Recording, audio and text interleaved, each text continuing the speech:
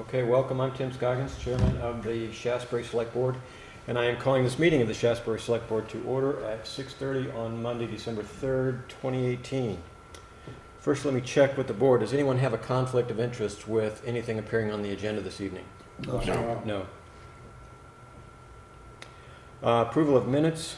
We circulated minutes from our last meeting on 11/19.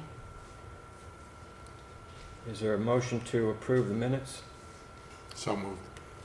Moved by Tony, I think I was there. Second. Yeah. yep, you are. Seconded by Art. Any additions or corrections to the minutes? Good. I made a couple of tweaks, mostly typos, and I think those were circulated, so those are the ones that we're referring to. All in favor of approving the minutes for 11/19 as circulated, say aye. Aye. Who stayed?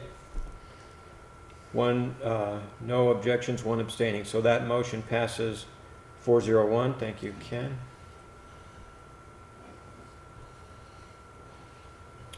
Did you have a copy for me to sign? I don't know if you can stop by the office to sign Yeah. a copy because I don't have one here.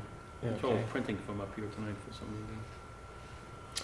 All right, next up, warrants. On top, I have payroll warrant number 10 in the amount of $22,140.91. So moved. Motion to approve from Tony, Second. seconded by Art. Any discussion? All in favor of approving payroll warrant number 10, say aye. Aye. Opposed, abstaining? So payroll warrant number 10 in the amount of $22,140.91 is approved, 500.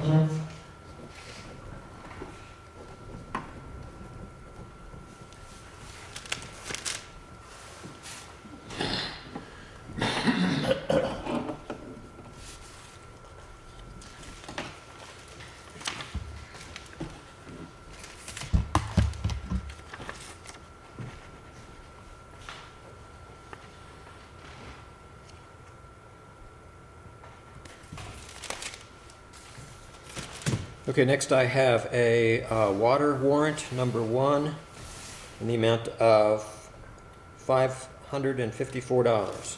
So moved. Motion to approve from Tony, Second. seconded by Art. It says here that this is refunds.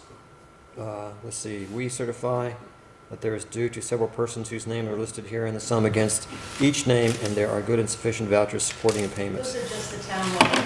Yeah, those are the town water bills. And I just do a transfer, so that's why it's done outside of the system. Oh, So that's for the firehouse and coal hall. okay, I thought that's just gonna be a refund thing. Okay, all right. So, town has to pay their own water bill. For some reason, I don't remember us doing this separately before. Well, you know, we have done it just as a bank transfer, but I realize that that means it's the one payment that you guys don't approve, so, because it's done outside of the system, it's a little silly for me to write checks to myself. Mm-hmm. So that's why I'm doing it this way, just to Good, good, thank you. keep it official. Moved by Tony, second by Art. Any discussion? All in favor say aye. Aye. Aye. Opposed, abstaining? So water bill number 1 in the amount of $554 is approved, 500.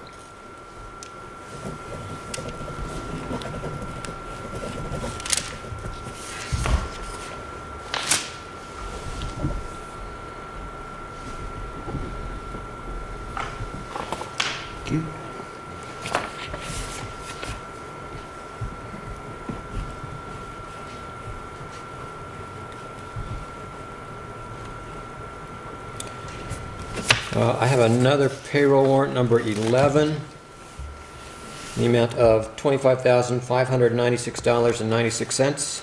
So moved. Moved by Tony, Second. seconded by Art. Any discussion on the payroll warrant?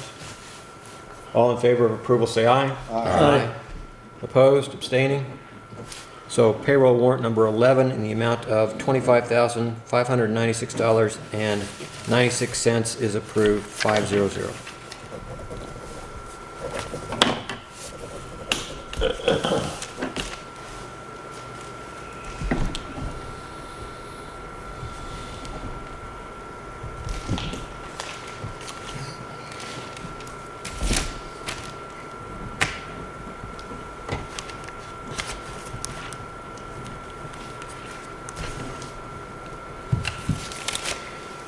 And I have check warrant number 14 in the amount of $83,475.78.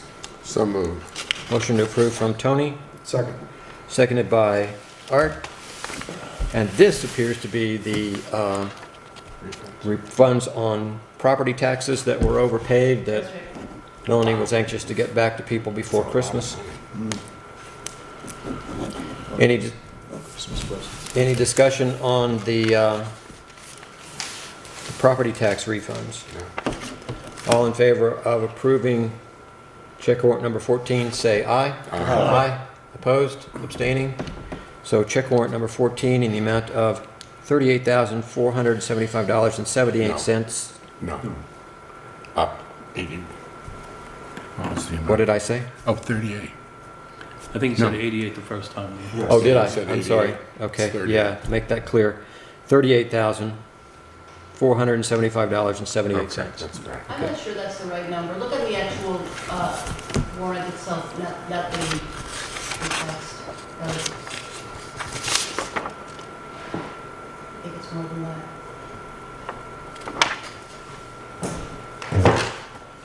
Yeah, that's what I had. You want to take a look and see? Yeah, I'm sorry. Thanks. Okay, no, I was. Yep. I thought I was doing that.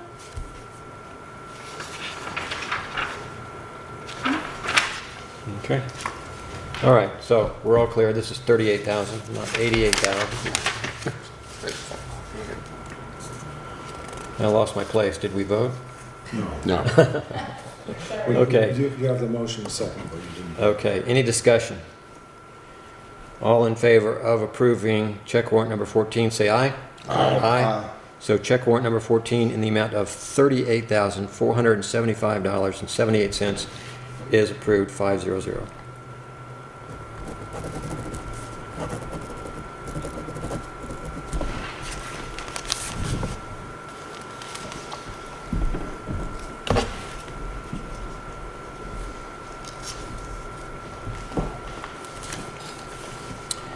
And lastly, I have check warrant number 15 in the amount of $219,486.24. So moved.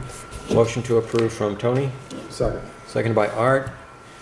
Major items are $11,000 first installment to Ed Shul Construction for work on Cole Hall. Yeah, that's the first quarter payment for materials and things. He's starting tomorrow, so he needs some out front. Yep, I saw the trailer out there.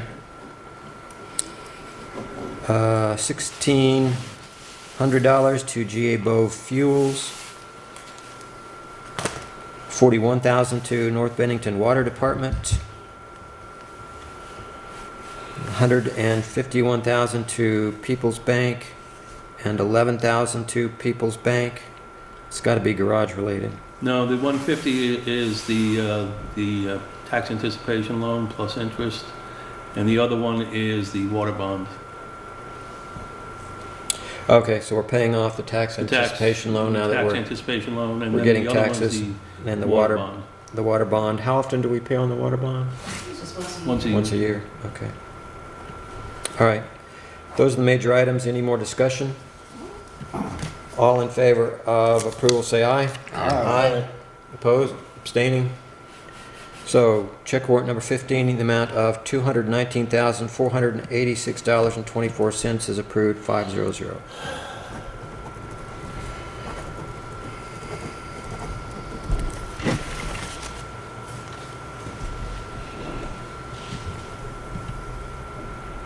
And true to form, as I promised, I never remember to announce schedule changes at the front of the meeting. Now I will remember that we will be scheduling an executive session to discuss a personnel issue after the meeting. Are there any announcements? Next meeting won't be here. Ah, thank you, yes. We are starting construction on the interior of Cole Hall on December 17th, so our next meeting on December 20th, and subsequent meetings until further notice, probably into February, will be at the school library. As per our personnel policy, it is called upon at this time to announce openings for the Planning Commission and the DRB expiring, and unfortunately, we also have unfilled positions at the moment. In March, there will be 2 expiring positions on the Developmental Review Board, 1 seat that is now currently open, in addition to 2 alternates that they haven't been able to fill for quite some time. And also on the Planning Commission, we have 1 expiring term and 1 seat that is currently unfilled on the Planning Commission. If you would like to serve the town in either capacity, please notify the town administrator and just indicate your intent, your desire to be considered for those positions, and we will let you know the next steps. Are there any public comments? Treasurer's report. Melanie Dexter. Hello. There we go.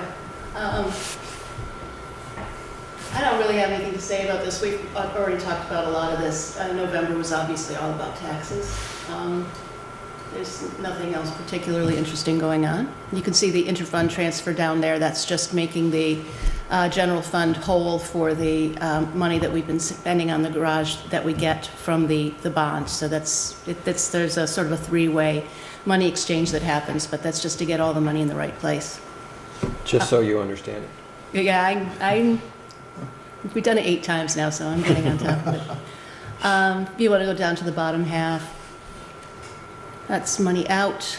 We did 1 transfer of $1 million to the school as just the first transfer of the education tax money. I'll be doing later this month. I'll be doing the balance, but that's just to help their cash flow in the meantime. Anything else? No. Okay, so yeah, you could look at the other funds. The garage bond is now down to, no, I'm sorry. On this one, okay. The other funds as of, the garage bond is down to $512,000 now. So you can see we've already spent, what did we start out, 1.1 million? 1.1. Mm-hmm. Yeah, so that's just a reflection of how that money is being spent. So the municipal taxes, we already talked about that last meeting. I'd love to see that go up, and I talked about that last time. If we want Right, to, and we left you with an action item to see if you can, by next year, get that option printed onto the tax bill. yeah, that's where well, it won't be on the tax bill, but I think that if it's on the envelope, so when you're opening it, it'll say the tax due date and and go to shaftsburyvt.gov to pay online. Okay, we can't get it on the bill itself? You know, I think it's going to be more eye-catching actually at the moment that you're opening it. That's I used to work in direct mail, and that's Well, a real sweet spot. I'm thinking of how I do it, is I open my mail, I throw away the envelope, Well, and I yeah. put it in the stack, and since it's a couple of months until I have to pay the bill, Yeah, I that's a don't good remember point. that, so. We have very, very limited real estate on the bill itself, so something else would have to go. And boy, some people have no trouble ignoring the due date as it is, and that's certainly printed on the bill. Mhm. I can certainly look into it, but the envelopes we can do for sure. Yeah, And we're going to put a sign outside of the Four Corners, and which we really should be doing anyway. yeah, I just think it would, if you're looking to get those numbers up, I think that would do a lot, because a lot of people, I'm Yeah. sure, are like me, that they file it away and then, I'm planning to write a letter to the editor too around tax time next year. So Good. all these things that are free, I want to make sure I get Mhm. the free publicity for sure. So if you look down at the bottom, the comparison of projection to the end of year on budget, we're again spending a little bit faster than last year, but that's really rounding error, and the money is coming in about the same as last year, so that's looking completely normal. Mhm. If you want to look at the reserve funds, that's mostly water. You can see down there at 260, that's mostly water. And then down at the 280, you can see that's all of those transfers that I was talking about in and out of the reserve fund. That's money coming in from the bond bank and money going out to make the general fund whole for the checks that we've been writing. Okay. Nothing else particularly interesting going on. Any questions about any of that? Melanie, Yeah. is the $1 million that goes to the school, is that just a money transfer? You don't write a check for that, or? Right, that's just a money transfer because we do all the banking is within Peoples, so it's just a transfer internal. Makes sense. Anything else?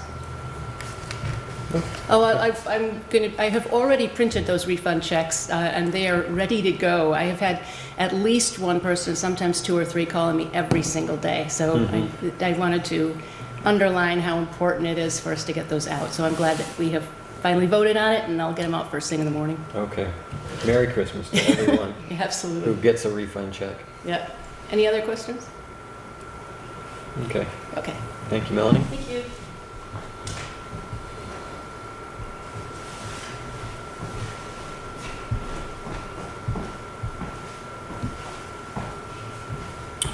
Okay, Shars Housing Project, approval of public notice.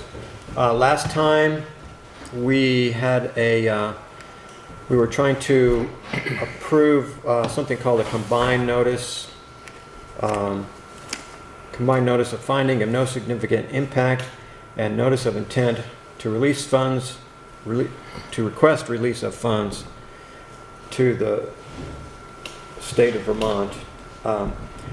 With us, we have Stephanie Lane, who is the director of Shires Housing.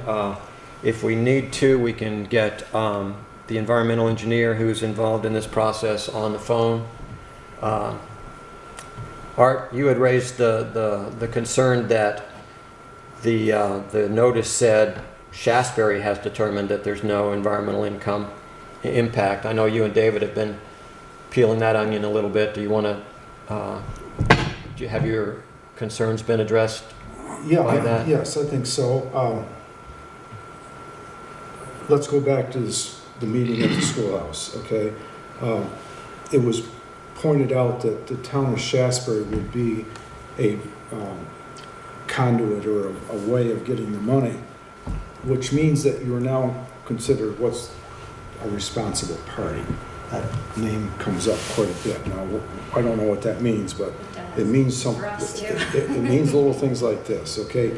So at that meeting, we said the select board is not deciding whether or not to kill this thing or to approve it completely. We are just saying we're going to be the conduit, the responsible party. Well, now that that has started, in order to release the monies and that sort of stuff, certain things have to happen. So somebody had to do an environmental impact study. It was not done by the town of Shaftsbury. We're not qualified, but somebody did. But because we're the responsible party, it has to say, Shaftsbury, there is no impact. So again, I don't feel that it's the responsibility, and let me go out a little bit further. I guess if we didn't sign this, it probably would kill the project. Would impact this funding source, Okay. yes. And it's just one of several funding sources, is that right? Okay. Right. But it would certainly impact the project significantly. So, again, I don't feel it's the responsibility of this board to decide whether to kill it or push it through. We are just trying to be transparent in everything we do. And I think that there is a checklist that somebody did. And I think if that was attached to this document to show everybody that, yes, somebody did do a environmental impact study, that it was not the town of Shaftsbury that actually did it or approved it. All we did was approve what somebody else did, because we are a responsible party. That's the way I feel. Good, okay. And my understanding, and I think it's fairly common sense is that we as acting as a conduit for this money that's coming from, it's for the folks at home, the Vermont Community Development Program, Right. VCDP, has to pass through a municipality to get to Shires Housing. A environmental review is required as part of this grant process, that in stating that an environmental review has been done and that Shaftsbury has determined that there's no environmental impact. One, I think it's, everyone assumes that when you make a statement like that, and towns all around the area have taken these funds and worked with Shires Housing, no one's thinking that, you know, David Kiernan went out and did an environmental study, that that it's accepted that it's done by an environmental engineer. That is part of the record with the grant. And also, we are not taking responsibility for environmental impact of the project. We're taking responsibility for the environmental study as part of this process in getting the funds. Am I correct about that? Yes. Yeah. We're not saying that, you know, we're responsible for what Shires Housing does, you know, with their parking lot 10 years from now. They're responsible for that. We're saying, at this point, in order to get these funds, we're saying it's a clean project, essentially.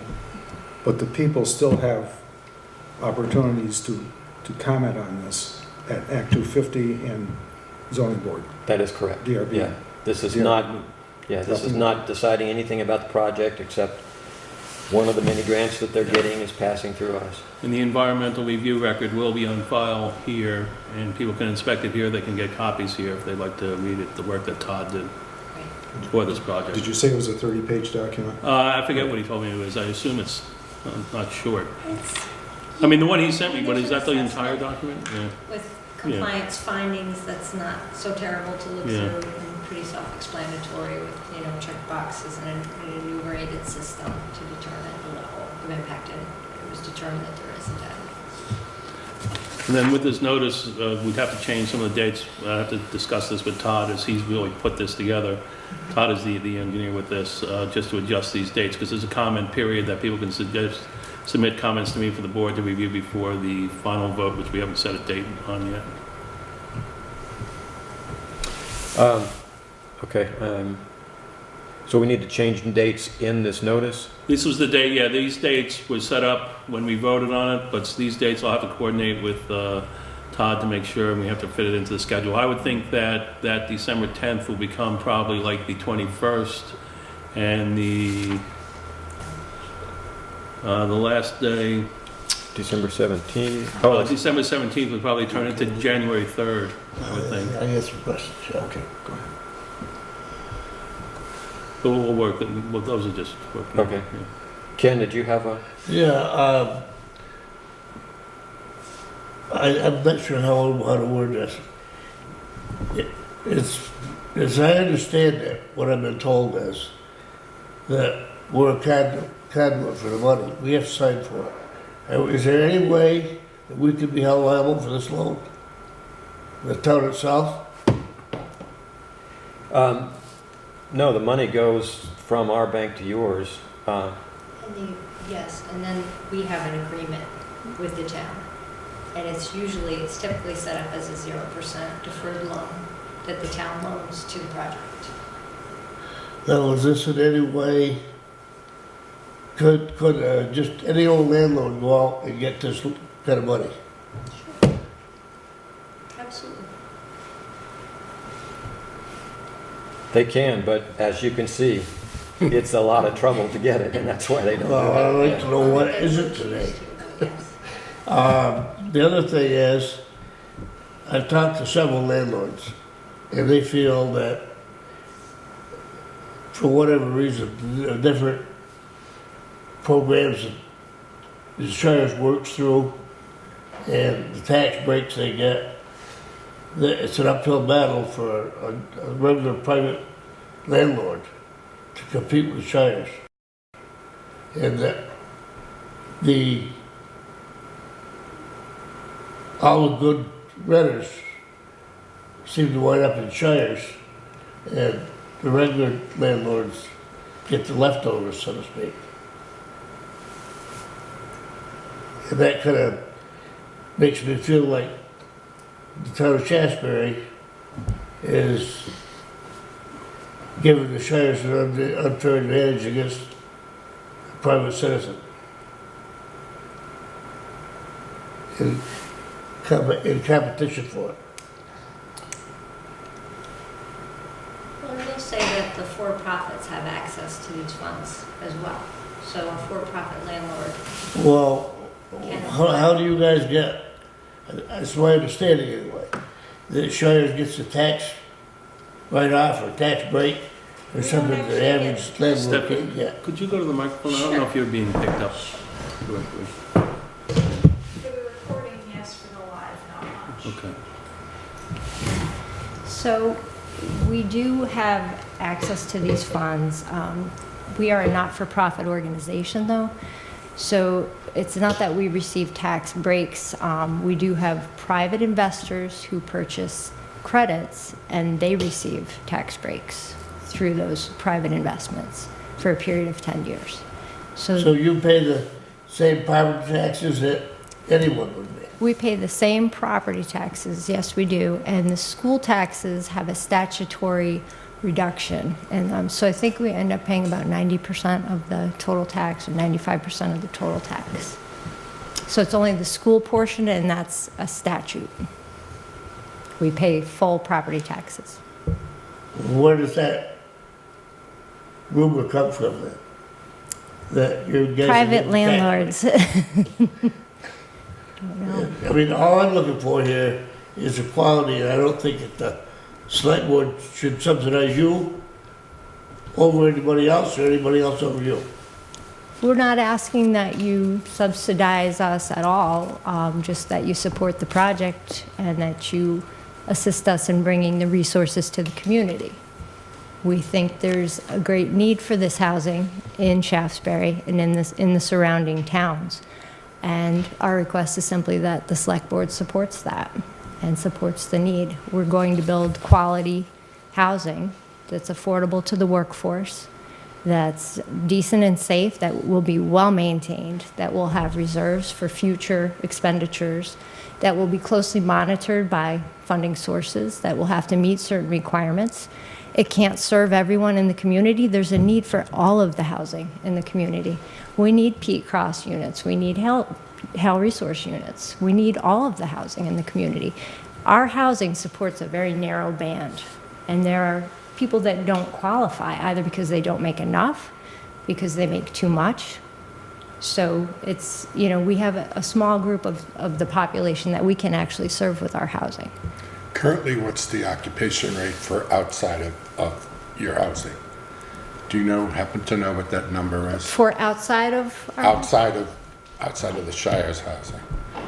their vacancy? The private sector. I think, overall vacancy in Bennington County is very, very low.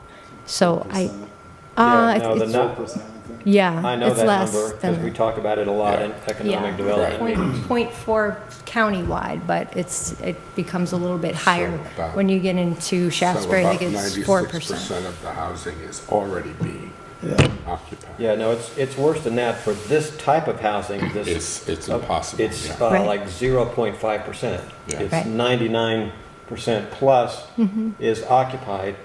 This type of housing that's not, subsidized, not like Section 8 housing, but this type of middle-class housing, Doesn't rentals, exist. it's Right. waitlisted for 2 years. All of it is. Right. And Ken, I understand your concern that I think I understand your concern that we're subsidizing Shire's housing. Shaftsbury is not subsidizing Shire's housing. The state of Vermont is subsidizing Shire's housing. The Republican governor has recognized the housing problem that Vermont has and pushed an initiative to provide millions of dollars in state funds to get housing in places where the free market is not providing it, and this is part of that. Right, And- through the housing revenue bond Yeah. funds. And again, I would remind you that in all of the economic development meetings that I'm in, The number one problem we have is attracting people to the area, and the number two problem is where do they live when they get here? And there's just not this kind of housing out there. 99% vacancy, occupancy rate. So what is the answer to that as far as why people don't come here? Lack of jobs? That's a big question. Yeah, I think that's the answer. we've been, yeah, that would be a whole nother meeting just in itself, talking about all the ideas that people have about why that is, but it's But when you it's a speak big to topic. employers, they indicate that, they could attract more if there were places for these folks to live as well, that they could afford, that were decent. So, many Yeah. believe that housing brings employment as well. I like the housing idea. I think it's needed. It's a wonderful idea. There's one thing I'm confused on, and that's how does it benefit Shaftsbury? I mean, it really seems like a great gift for North Bennington, and I'm not against this at all. But it really does. I'm confused on how it benefits Shaftsbury. Well, it's in Shaftsbury. I understand that, but it's also bordering North Bennington, and people are gonna go to the North Bennington stores, they're gonna be going to the North Bennington schools. I mean, North Bennington's gonna be really, the laundromats, and the list goes on, the restaurants. We're not gonna really see any of that. It's on the grand list. Yeah, it's millions of Taxes. dollars in investment. Property that's essentially a shanty town now is turned into a $1 million investment. That raises our grand list, which Right. allows us to lower taxes. Just that alone. That's the main reason that we want economic development in general I understand that. is that. So yeah, it does benefit us. It does. We'll be paying taxes to the town of Shaftsbury, and we also will be supporting jobs as well in this area, as we do with all of our projects. We hire local to the fullest extent possible, and we hire on-site. So that's a big part of what we do. That's a big focus for us. And we have had, at some of the hearings we've had already, we've had people coming in advocating for the project who want to live in this housing. They want us to Right. build it so they can live in it. So that benefits Shaftsbury too, is providing nice, affordable housing that people can. Oh, I'm not saying benefits, it's not gonna benefit Shaftsbury, but I'm just, really, North Bennington's gonna benefit more than Shaftsbury from this. It's in the North Bennington School District, yes, but It's a hell of a gift for them. let's remember, those are Shaftsbury citizens in the North Bennington School District. Mhm. So it's going to help Shaftsbury residents lower their North Bennington tax bill. I think that's an issue that at some point we need to talk to the school board about. I mean, that disturbs me that we're paying, I'm in District 1, and we're losing that tax money in Shaftsbury. And so I think that's a conversation that we've had and must continue to have with the school board, which is responsible for The that. solution. Yeah, a better solution. Well, we know the answer to that. It's in statute. And the only way that changes is if the citizens of the North Bennington School District, which includes District 1, vote to give it back to us, which is a very unlikely proposition. So it is what it is, I essentially. think with this push, it may be helpful in District 1 to force the issue to be brought to discussion. David, you're got a comment? Just a point of order here. We have 2 contractors and 2 Sorry. state agencies waiting to know if they need to weigh in on this. This is really a question for Art and Ken. Do you want to hear from the environmental engineer, or do you want to hear from the state agency that's handling the grant? Or are we ready to I go ahead? think we're back to my original comment, is that all of these things that we've been talking about are topics for Act 250 in the DRB. Exactly. We are not going to decide that here. We're only saying that this town is still going to be a conduit. That's all. I We agree. we aren't going in, we aren't approving or disapproving. That's Act 250 and DRB strictly. So all these things can be brought up and talked about and wrestled with then, and not here. Okay, all right. I don't see any reason. Any other discussion? Well, let's do this. Is there a motion to accept the combined notice of finding of no significant impact for the Shire's Perrin Lake project with dates corrected by David when he finds out what. With dates corrected and to add the S in buildings in that one paragraph we talked about. Yes. Do we want to drop that other line that was discussed earlier? Yes, please. And we're going to That's drop, an error. in the first paragraph, we're going to drop the line, when available, the project will also seek several Section 8 project-based vouchers. That's not part of this. That's going to be eliminated. Okay. That was an assumption. It's not true. Is the checklist going to be available?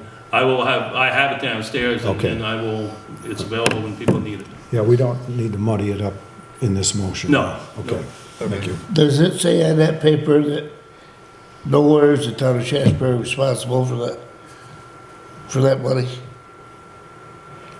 Before we get into that, let's get a motion So moved. from Tony, Second. seconded by Art, and then Ken, your question? Well, I just want to make sure that it says on that paper or somewhere in writing that the town of Shaftsbury is no way responsible for this funds. We can't be held responsible for them funds. I'm not sure what, I don't see how we are. yeah, well, one thing I can tell you, they're not going to change this, because we tried to change this notice before. It's the same notice that Arlington and Manchester and Bennington and everywhere that Shires Housing builds goes. So the notice is what it is. We aren't borrowing the money. The We're money not is borrowing the given. money, so I don't know The money why is given to us and then we give we it to give it to somebody else. Shires, yeah, I don't. We're not co-signing. We aren't. We aren't co-signing. Well, I don't care what wording it is. I just want to make sure that no way is the town responsible for this. To pay it back in any way. Not unless we screw up the books, no. You can loan it to us, we hope, and then it'd be a 0% deferred loan to Shires Housing.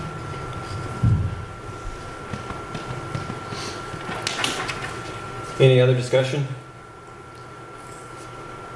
All in favor of approving the combined notice of no impact for the Shires Perrin Lake project as amended that we discussed, say aye. Aye. Aye. Opposed? Abstaining? So the notice is approved 500. Thank you. Thank you very much. Very good. Thank you, gentlemen. Send an email to all them. They were I know emailing me. they're doing everything right. Yeah, so Stephanie, you're going to let the guys know that we're not going to call them? Or Dave, you're going to... They've been emailing me, so. Okay, you're going to email. Okay, you're going to email and take minutes and participate in the Yeah. discussion on it. I'll wing it. I have two phones on the table here. Multitasking.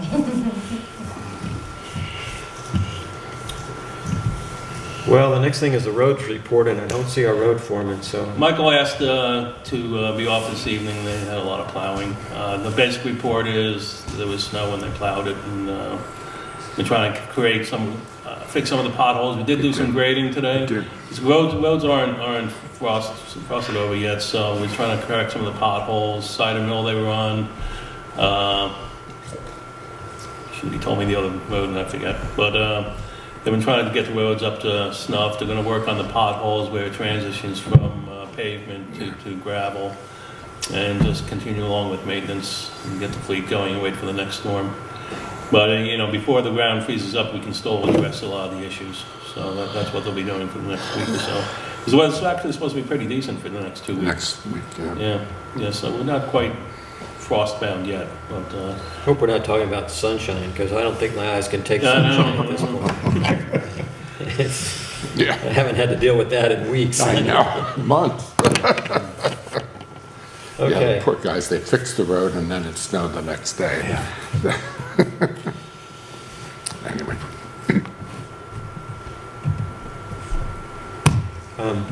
See if there's something we can talk about while Dave does his email. no, I'm good.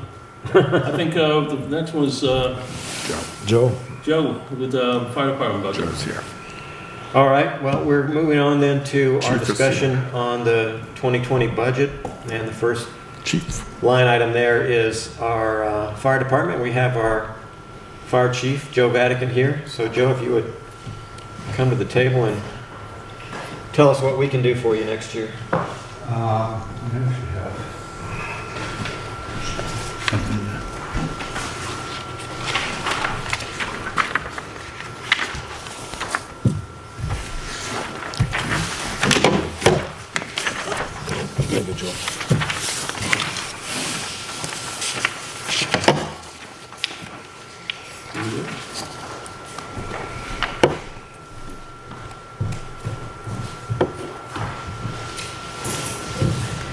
I feel like I'm in a Senate confirmation hearing.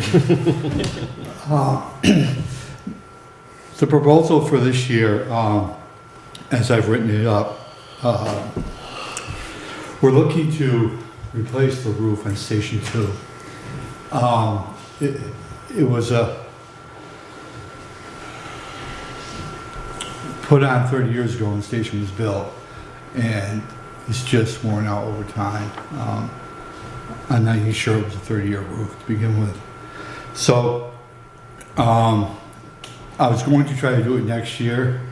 I thought some things would have to be done this year, but it's kind of, if you've noticed, if you drive north and you look at on the building, we've had to replace some shingles that have blown off, especially with that big field right across and the wind coming from the west and the north. It really wreaks havoc with that roof. And I don't want to have to start replacing sheetrock after we've already done the inside.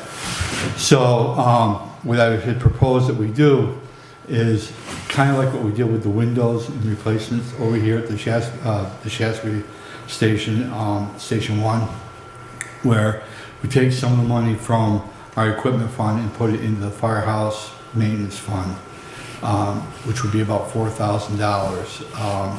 I've gotten a rough estimate of $7,000 to replace the roof. What we already have in there for the normal $7,000 plus the $4,000, we should be able to do it quite nicely. And this would be the last year that we kind of fudge the funds around to, stay level funded, but yet have the money to do these projects. As you know, the windows are going to be done this winter, a year ahead of schedule. And the roof really is our next priority. After that, I really don't see any major projects that need to be done other than the natural upkeep of the buildings. Are you talking about contracting out the roof? Yes. Yeah, okay. Good. Not necessarily sure. We may do that if I can cajole my guys. I would rather that you contract it out, yeah.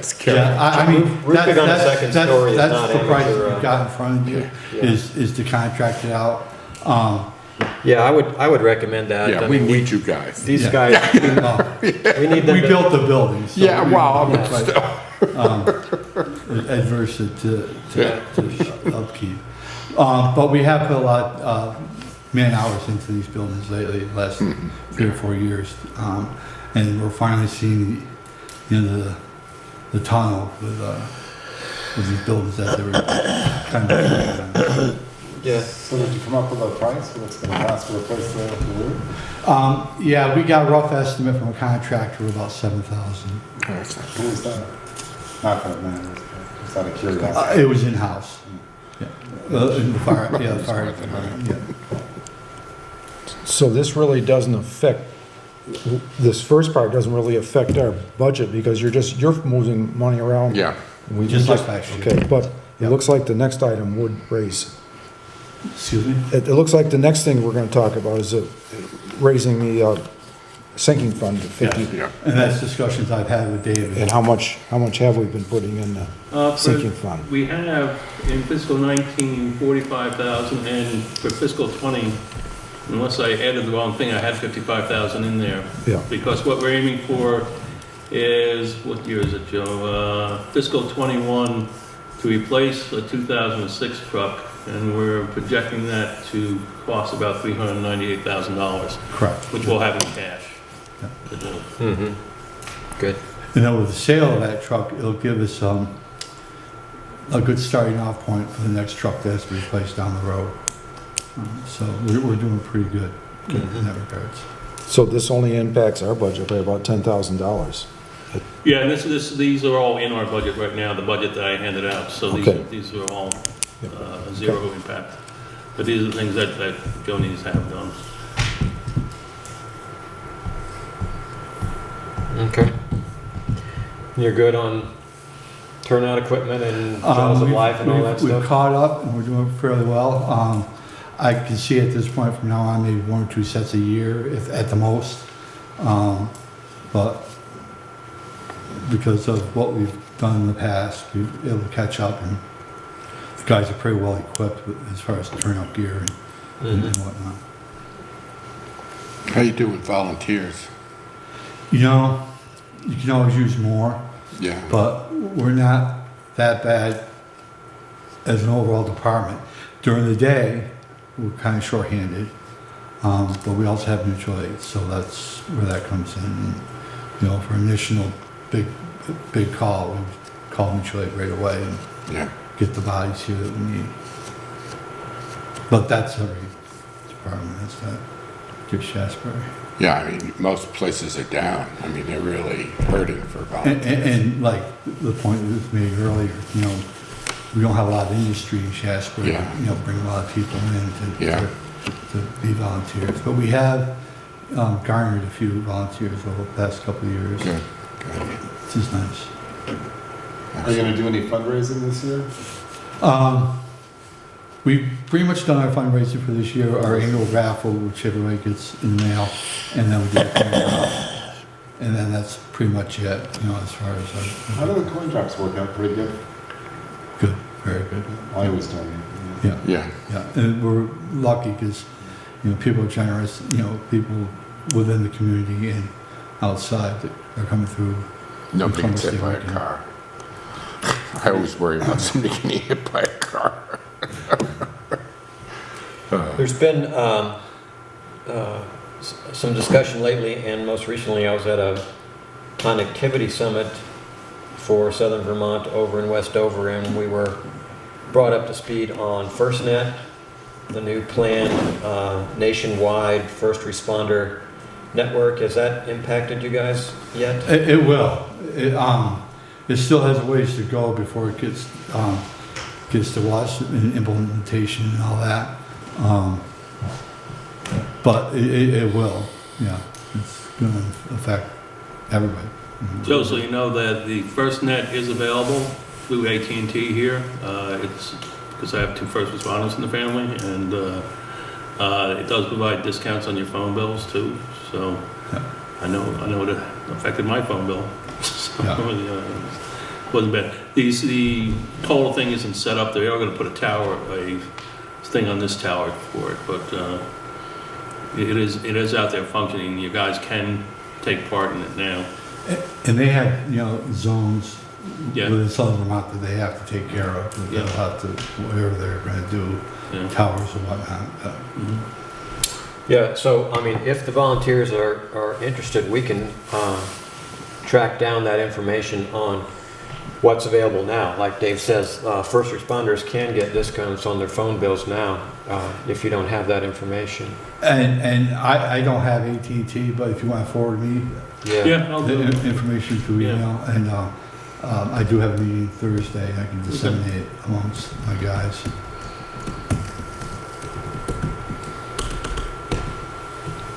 Is AT&T the only carrier? I'm not sure. I believe they may be the only carrier at They this have the time. contract. They are the only carrier, yeah. They're Yeah. contracted to do it nationwide. yeah. Nationwide, yeah, Interesting.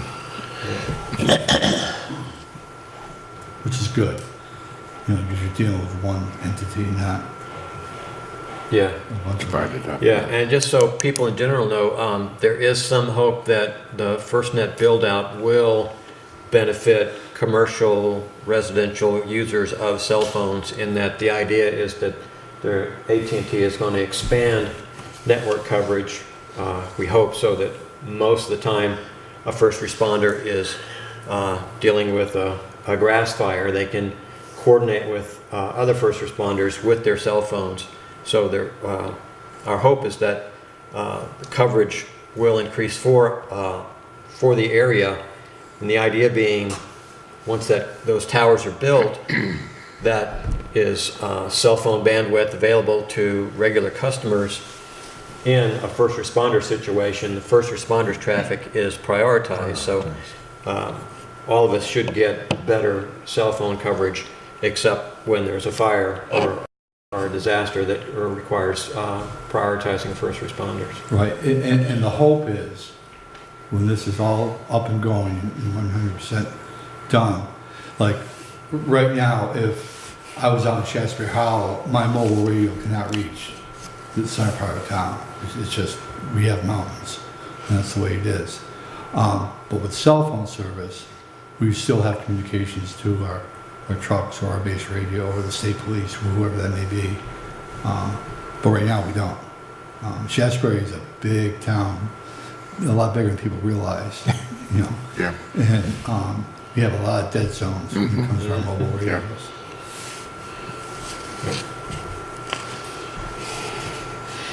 Any more questions for Joe? Very good. Thanks, Joe. Thanks, guys. Thank you, Joe. Good job, Joe. This is already built into our 2020 budget, so you're good to go.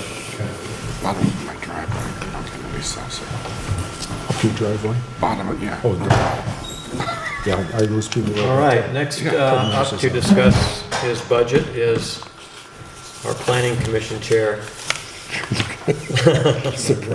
Dear, Yeah. Chair, 15 minutes of fame. Yeah. So, what could the planning commission possibly need money for? Right. Well, we spend most of our money on salary for the zoning administrator and a little bit on printing costs. One of these years, maybe I'll go to one of the Vermont League of Cities and Towns workshops on zoning issues. I keep threatening every year to do it, but I haven't succeeded yet.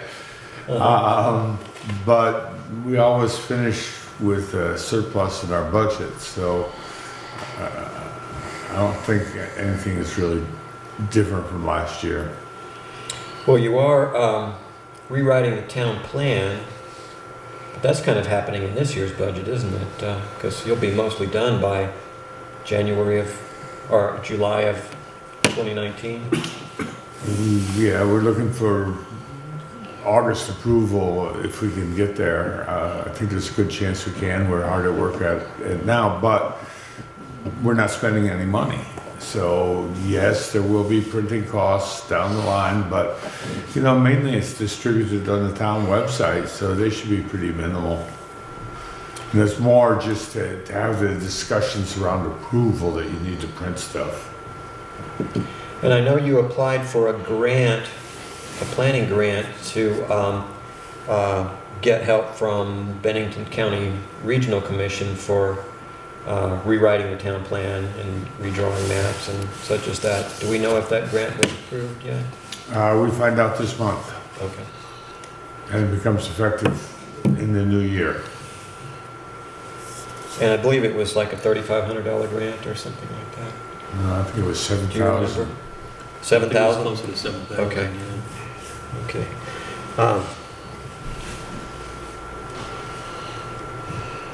All right. But it's not a huge amount of money, so if we don't get the grant, we can still, find money in the couch cushions to get help from BCRC, because they're... BCRC will help us whether we can pay them or not, but it works better if we can pay them. It seems only right to pay them, yes.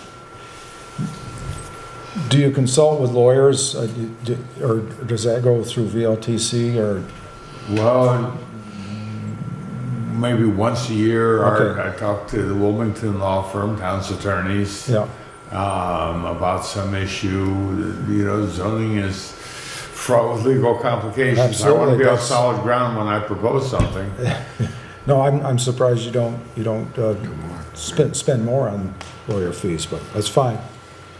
Yeah, I well, guess VLTC probably could do some of that.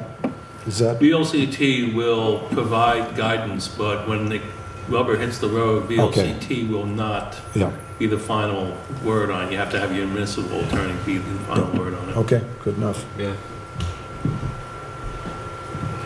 All right. Any more questions for Chris? Doing a good job. Thank you. Okay, good. Have we got, I assume his budget is the same as last year's? Yeah, except for in salary for the zoning administrator, Okay. which we'll have. Thank you. Thanks, Chris.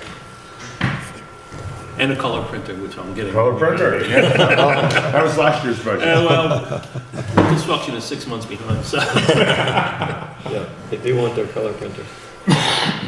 And I see we were gonna have the Parks Committee here. Yes, we're a little bit ahead. I said probably 7:30 would be a good time for her to show up, so. Okay. I could move to the town garage and coal hall Yeah. update if you'd like. You can. You didn't put that on the schedule. I have that on my Yeah. schedule. It's on mine. It's on mine. Oh, okay. Go right ahead. Yeah, we'll just move We it. have a separate one.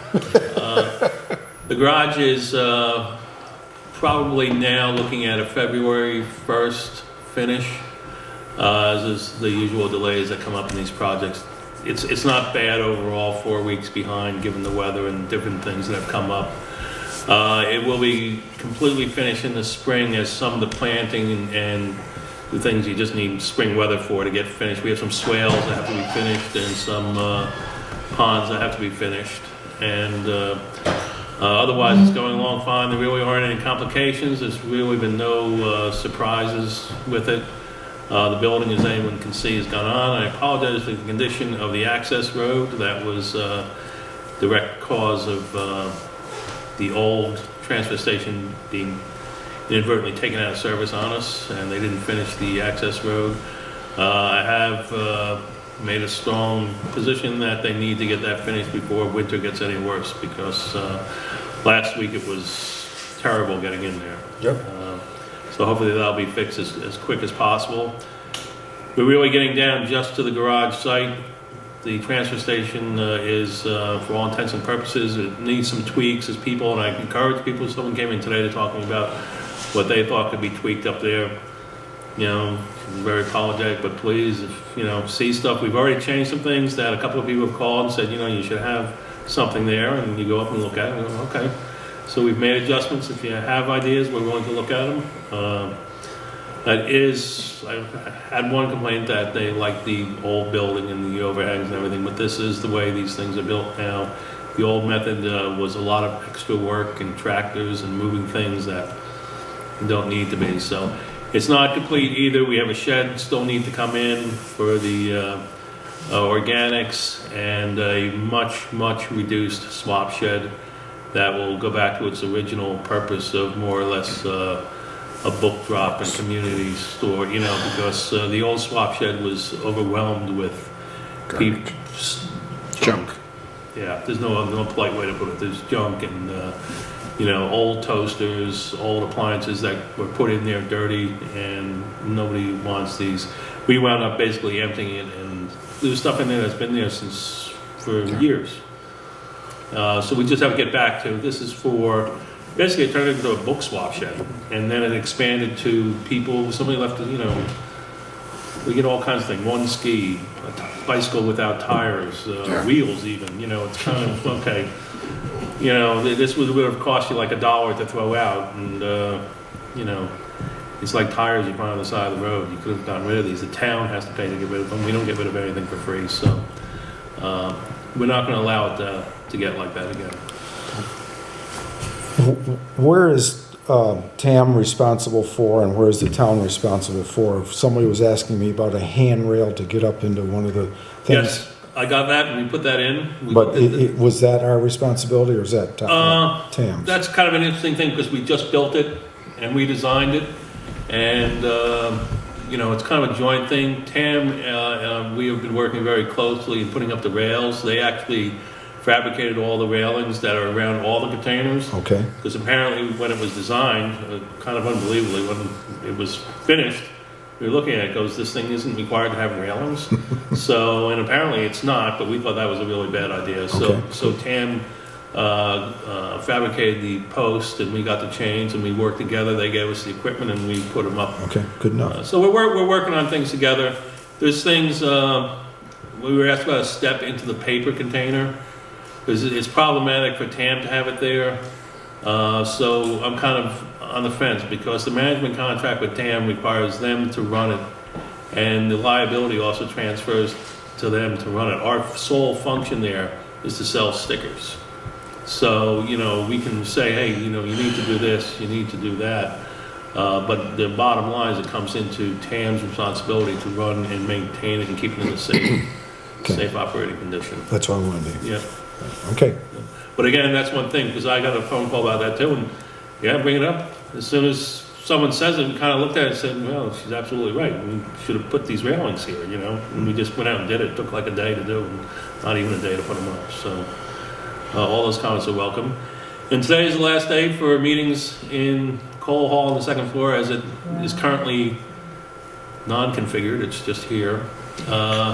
We will be back here probably the end of February or the end of March, because the first meeting would be town meeting and we wouldn't be here anyway. I got an update on the schedule. We may get in here the second meeting in February.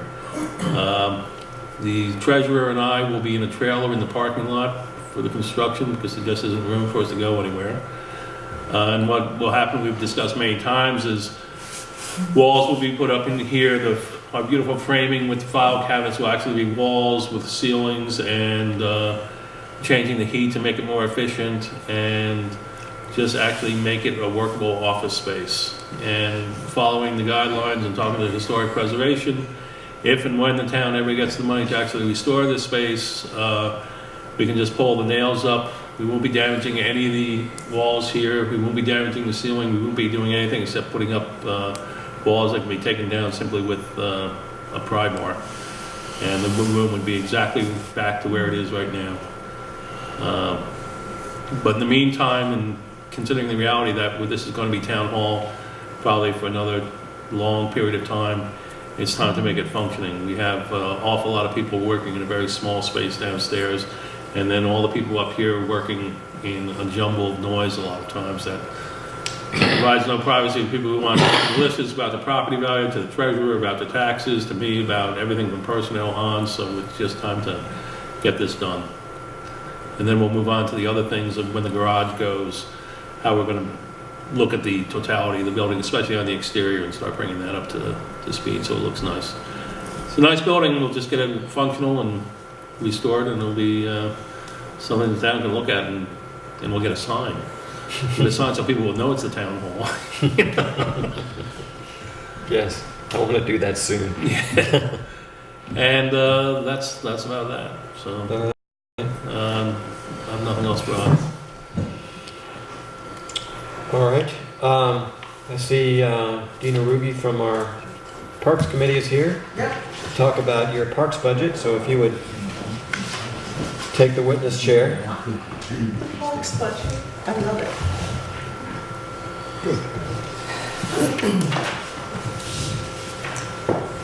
All right. Since most of the work at the park has been taken over by the Department of Public Works, our budget has really been diminished because we don't need the kind of budget that we had before. So basically what I'm looking at is an operating for supplies of $500, which in terms of operating for supplies is great.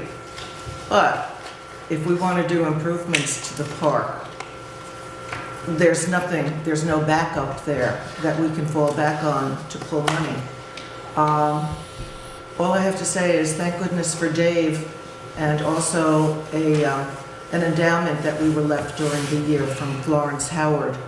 Because with Dave working to get the matching grant from the state, and we had the backup of the endowment from Florence Howard, we are now moving ahead to do some pretty nice things with Howard Park.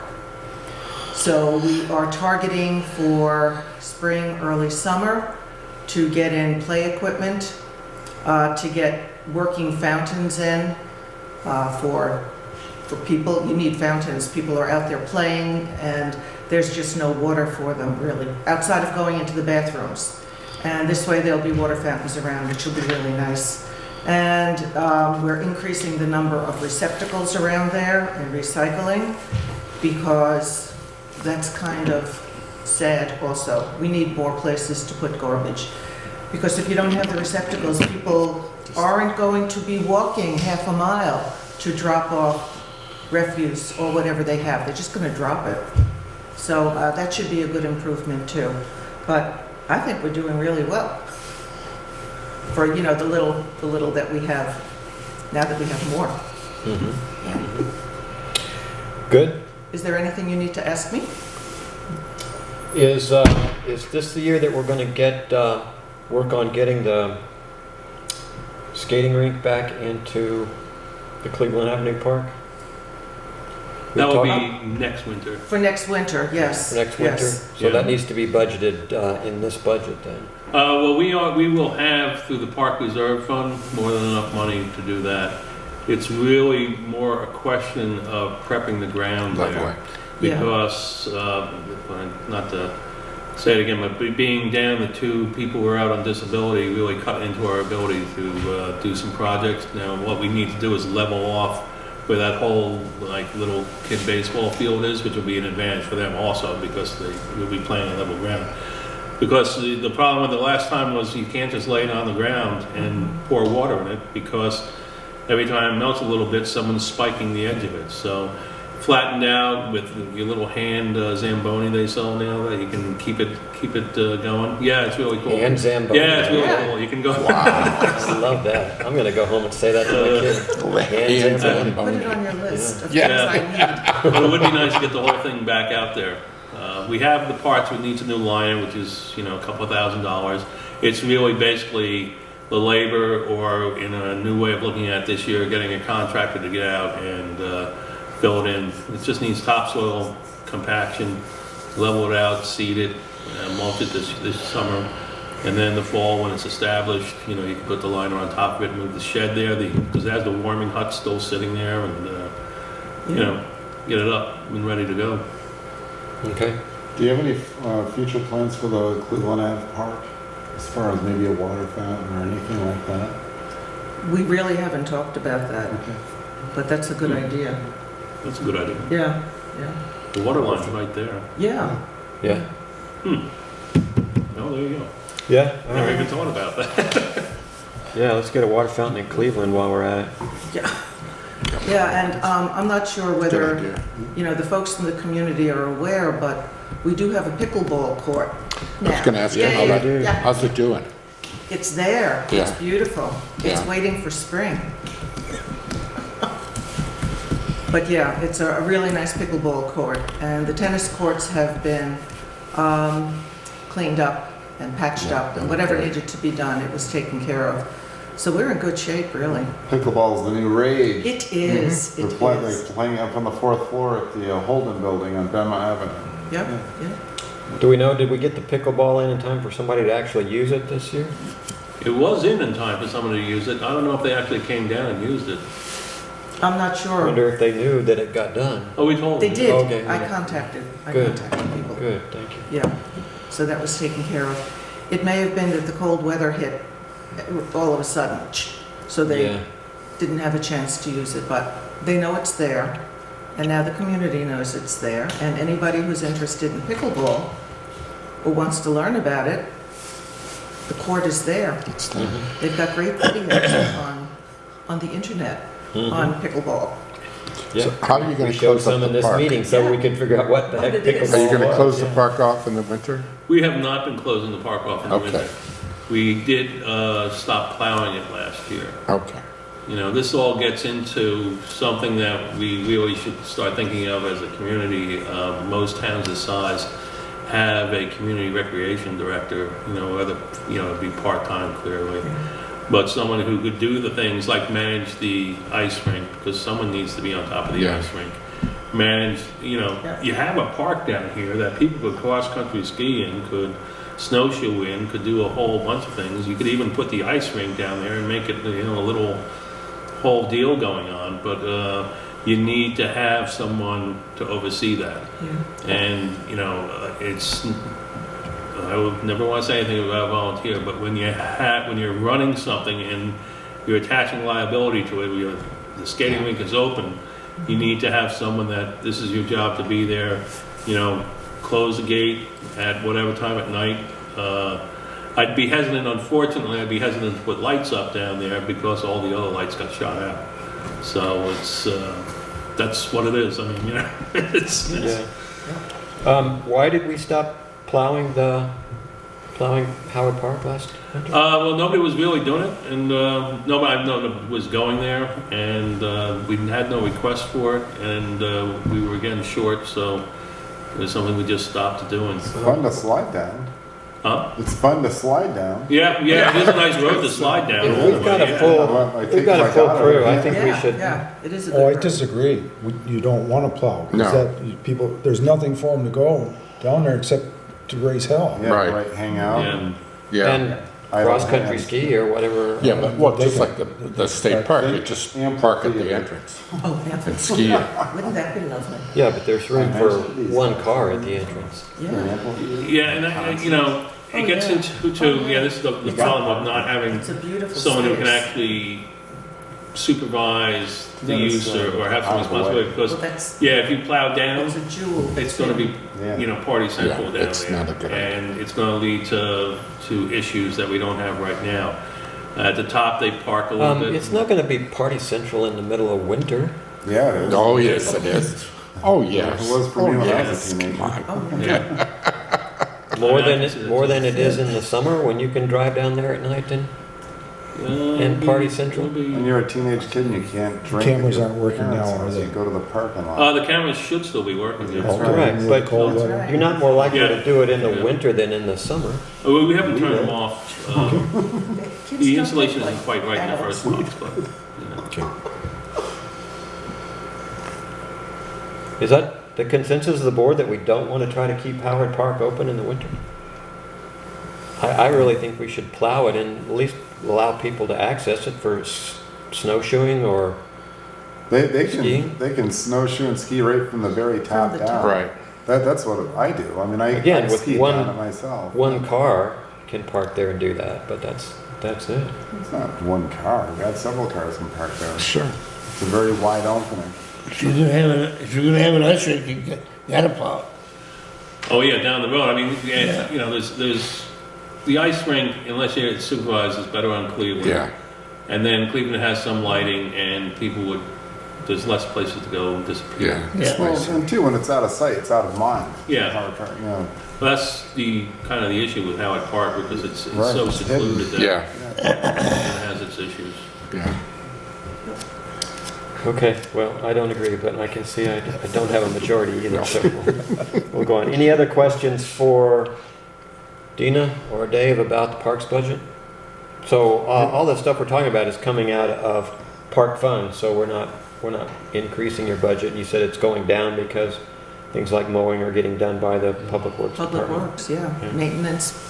You kind of hinted that there wasn't any backup, but there is a reserve fund. Is that not right, Dave? Yeah, we have, with this year's contribution, there's going to be $10,932 in the park reserve fund. Okay, We have the $10,000 grant from the Grant. state, and then we have matching money from the estate. Right. So we have money. Right now, we picked equipment, the board's picked equipment, the committee's picked equipment. I'm waiting for a good sale. okay. Because we're in no rush. If I can get it, we'll just put it in the garage or Yeah. somewhere until we can install it in the spring, Okay. which will probably be a contractor, again, because we have to redirect the focus of the DPW to all the tasks we've already given them with 6 people. You know, and we'll use a contractor to do it, because it takes time to put a park Gotta in be done right, correctly, too. you know. It's got to be done right. It has to be done right, yeah. And all the posts have to be buried to the right place. That's why we essentially had to close the playgrounds and knock one of them out completely, because when I called the insurance people, they weren't overly thrilled with conditions. So this one will be put into the regular standards, and it'll be done right, so.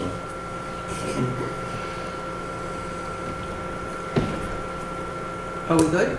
We're good? Good, thank you. for coming in. You're very welcome.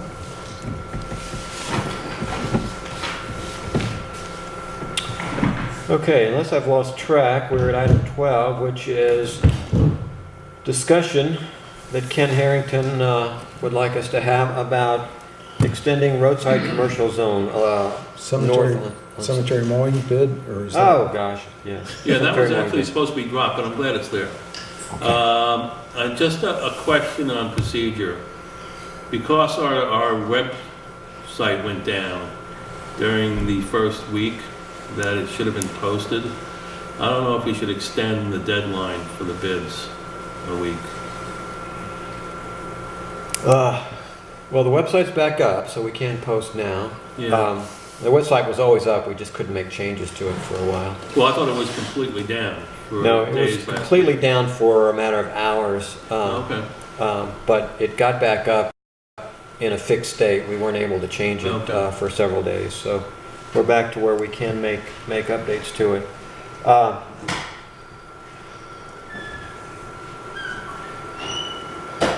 I don't really think it's necessary, it's just a procedural thing if, to defend against someone saying they try to get it. No one's called me on it at all. And it's been in the Bank and Banner twice. I was gonna say, the website is not the only The place. website is not the only place, so. It's a tough one.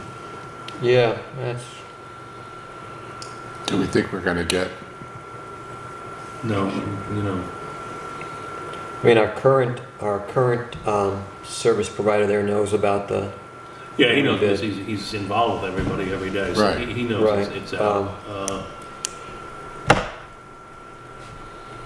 what's the board think? I mean, it's not required that we do that. That's something that we No, started it's not. doing for informational purposes, but if there are people that are expecting that to be there, it might be a disadvantage to them if they were expecting it.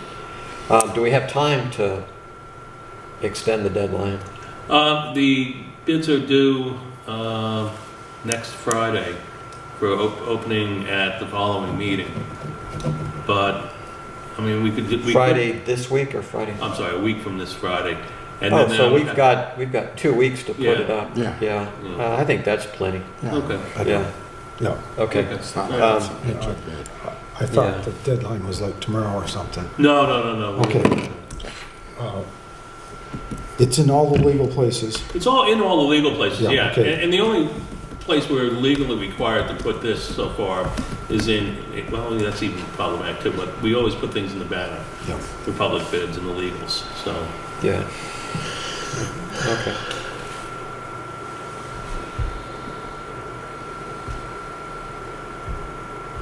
Now, Okay. Ken, what do you want to We were do? talking with we had talked about trying to get more business in town. And it occurred to me that most of Route 7A is already roadside commercial. And I'd like to Most see. or half, the southern half is essentially. Yeah, but you got some up there, you got the chocolate bar and stuff up there in the north end. That And would my thought was to grandfather make it the whole, all the way from one end, from Bennington to Arlington, 200 feet on either side of the road. And it would give you, at least you could try to get some more business in here. So what you're suggesting is that we extend the roadside commercial zone along 7A from Right. essentially the middle of Shaftsbury all the way from Right to the town essentially line. end to end in Shaftsbury. Okay. I know that the planning commission, you've talked to this with the planning commission. They discussed it at their last meeting. Chris Williams, the chairman of our planning commission, is here. Chris, would you care to take the witness seat and inform us as to the planning commission's opinion on this idea? Well, we had a pretty good discussion at the last meeting and came to several conclusions. One is that this represents the triumph of hope over experience. That we hope we could get some more jobs out of this thing, but experience tells us we probably won't get any jobs out of this. Or if we get any, it would be very, very minimal. Now, looking at the way the commercial areas, the commercial entities that exist within the roadside commercial presently, we challenged ourselves to remember what was the most recent addition to that list. And after a certain amount of head scratching, it was guessed that probably the self-storage unit at Bayonne Road was probably the most recent addition. And that was, we think, 5 or 6 years ago. So even though the town has quite a bit of roadside commercial zoning, people aren't clamoring to build there. Yeah. So then the next thing we looked at was, well, what is the Shire's byway in totality? Not just in Shaftsbury, but the byway as a project. What does that look like? Well, we went to the Arlington zoning map. Arlington doesn't have any commercial use along 7A from the village all the way to the Shaftsbury town line, which is several miles across Death Valley and out by the new Humane Society building and so on and so on. There are no commercial uses there. It's also rural. So what is the state hoping to gain by the Shire's scenic byway?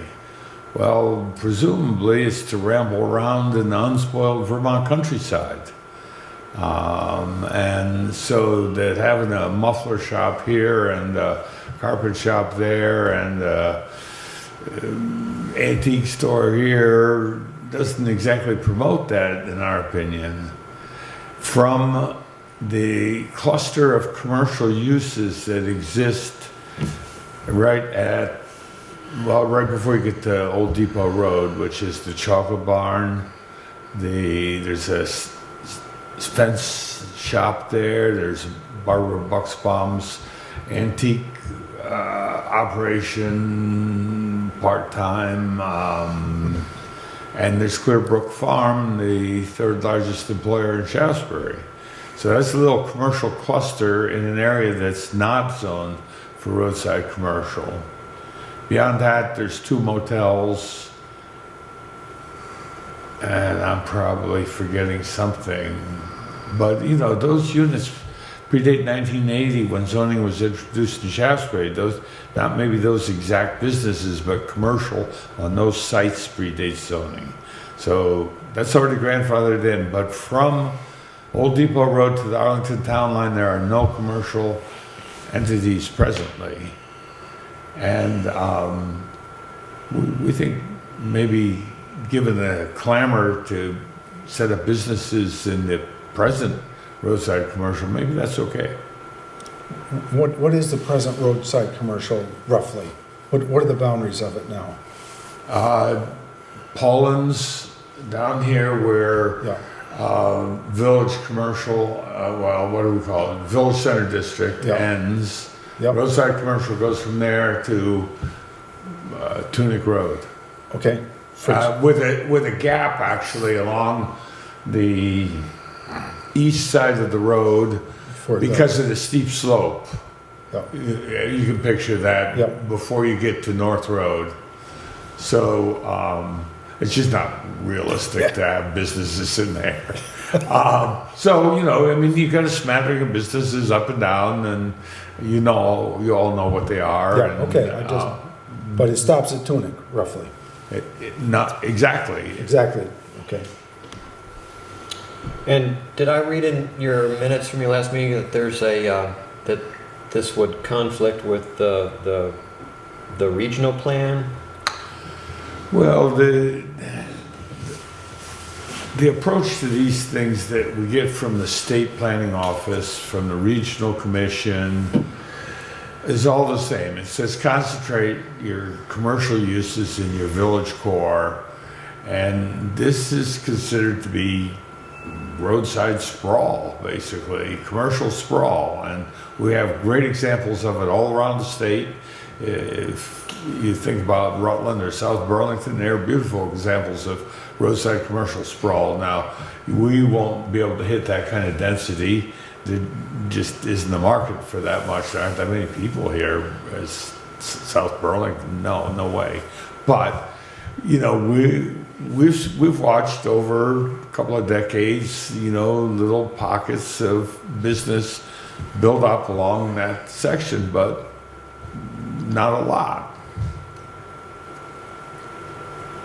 So, you know, the principle of smart growth says, keep it in the village, you know, keep your commercial uses in the village. And, you know, in some cases, there's a little more infrastructure for business to plug into than in our village, but we do have public water and, you know, access to schools, town government, so on and so on. Ken, anything you want to say there? Well, I'm not a planning person, so I don't know all the correct terms and all that. But my thought was just to try to direct, you know, get some more, like chocolate bar or something like that, up different ones up through there. That would be just an example. I don't mean put factories in there or anything like that. Mm-hmm. But I don't know if Shaftsbury's gonna do something to try to get ahead a little more, I think. And maybe that's not the answer, but that was, I just thrown that out to give some ideas and talk about it. Yeah, well, it's certainly worth talking about. The way this works in terms of, you know, going forward with this idea is Ken or anybody else would go to the Planning Commission, which Ken has done, and present their idea to him. If the Planning Commission does not choose to carry the idea forward, and it sounds like the Planning Commission is choosing not to carry the idea forward, the idea, private citizen can get a petition to put the idea forward, and with sufficient signatures can get it moved, or the legislative body, the select board, can choose to send an idea forward without the endorsement of the Planning Commission. So that's kind of where we are with that. How does any comments from the board on the merits of this proposal? I think the planning board has a lot more information and facts than what we do at this time, and it looks to me like there's still room for some more in what's already zoned roadside commercial, so I'm not quite ready to to go to that extreme. But Well, we don't want to be cast in the role of opposing economic development, No. because that's not what we're about. In fact, we're very pro-economic development on the Planning Commission. And Yeah. so we just don't think that this is really the right approach, and we'd be willing to consider something else, but this just seems like commercial sprawl to us. Yeah, I think the idea, I'm glad you brought it up. I think it's worth considering. I've talked to people about it, talked to Jim Henderson, Jim Sullivan about it. It's the kind of thing where if we did it, it would have to be, like time limited. It's not our plan for the town is to have commercial development from one end of town to the other. The idea that, and I know Ken's idea is open it up and see if something happens, but the consensus among planners at the regional level and in our town is that it's risky to put things in your plan and open them up if they're not really how you want the town to develop. If you're hoping for one or two things to happen and then change it back, it's generally not how planning is done. You lay out your town how you want it to happen. Attracting businesses to those areas then becomes a political issue. But yeah, you lay out your plan the way you want your town developed.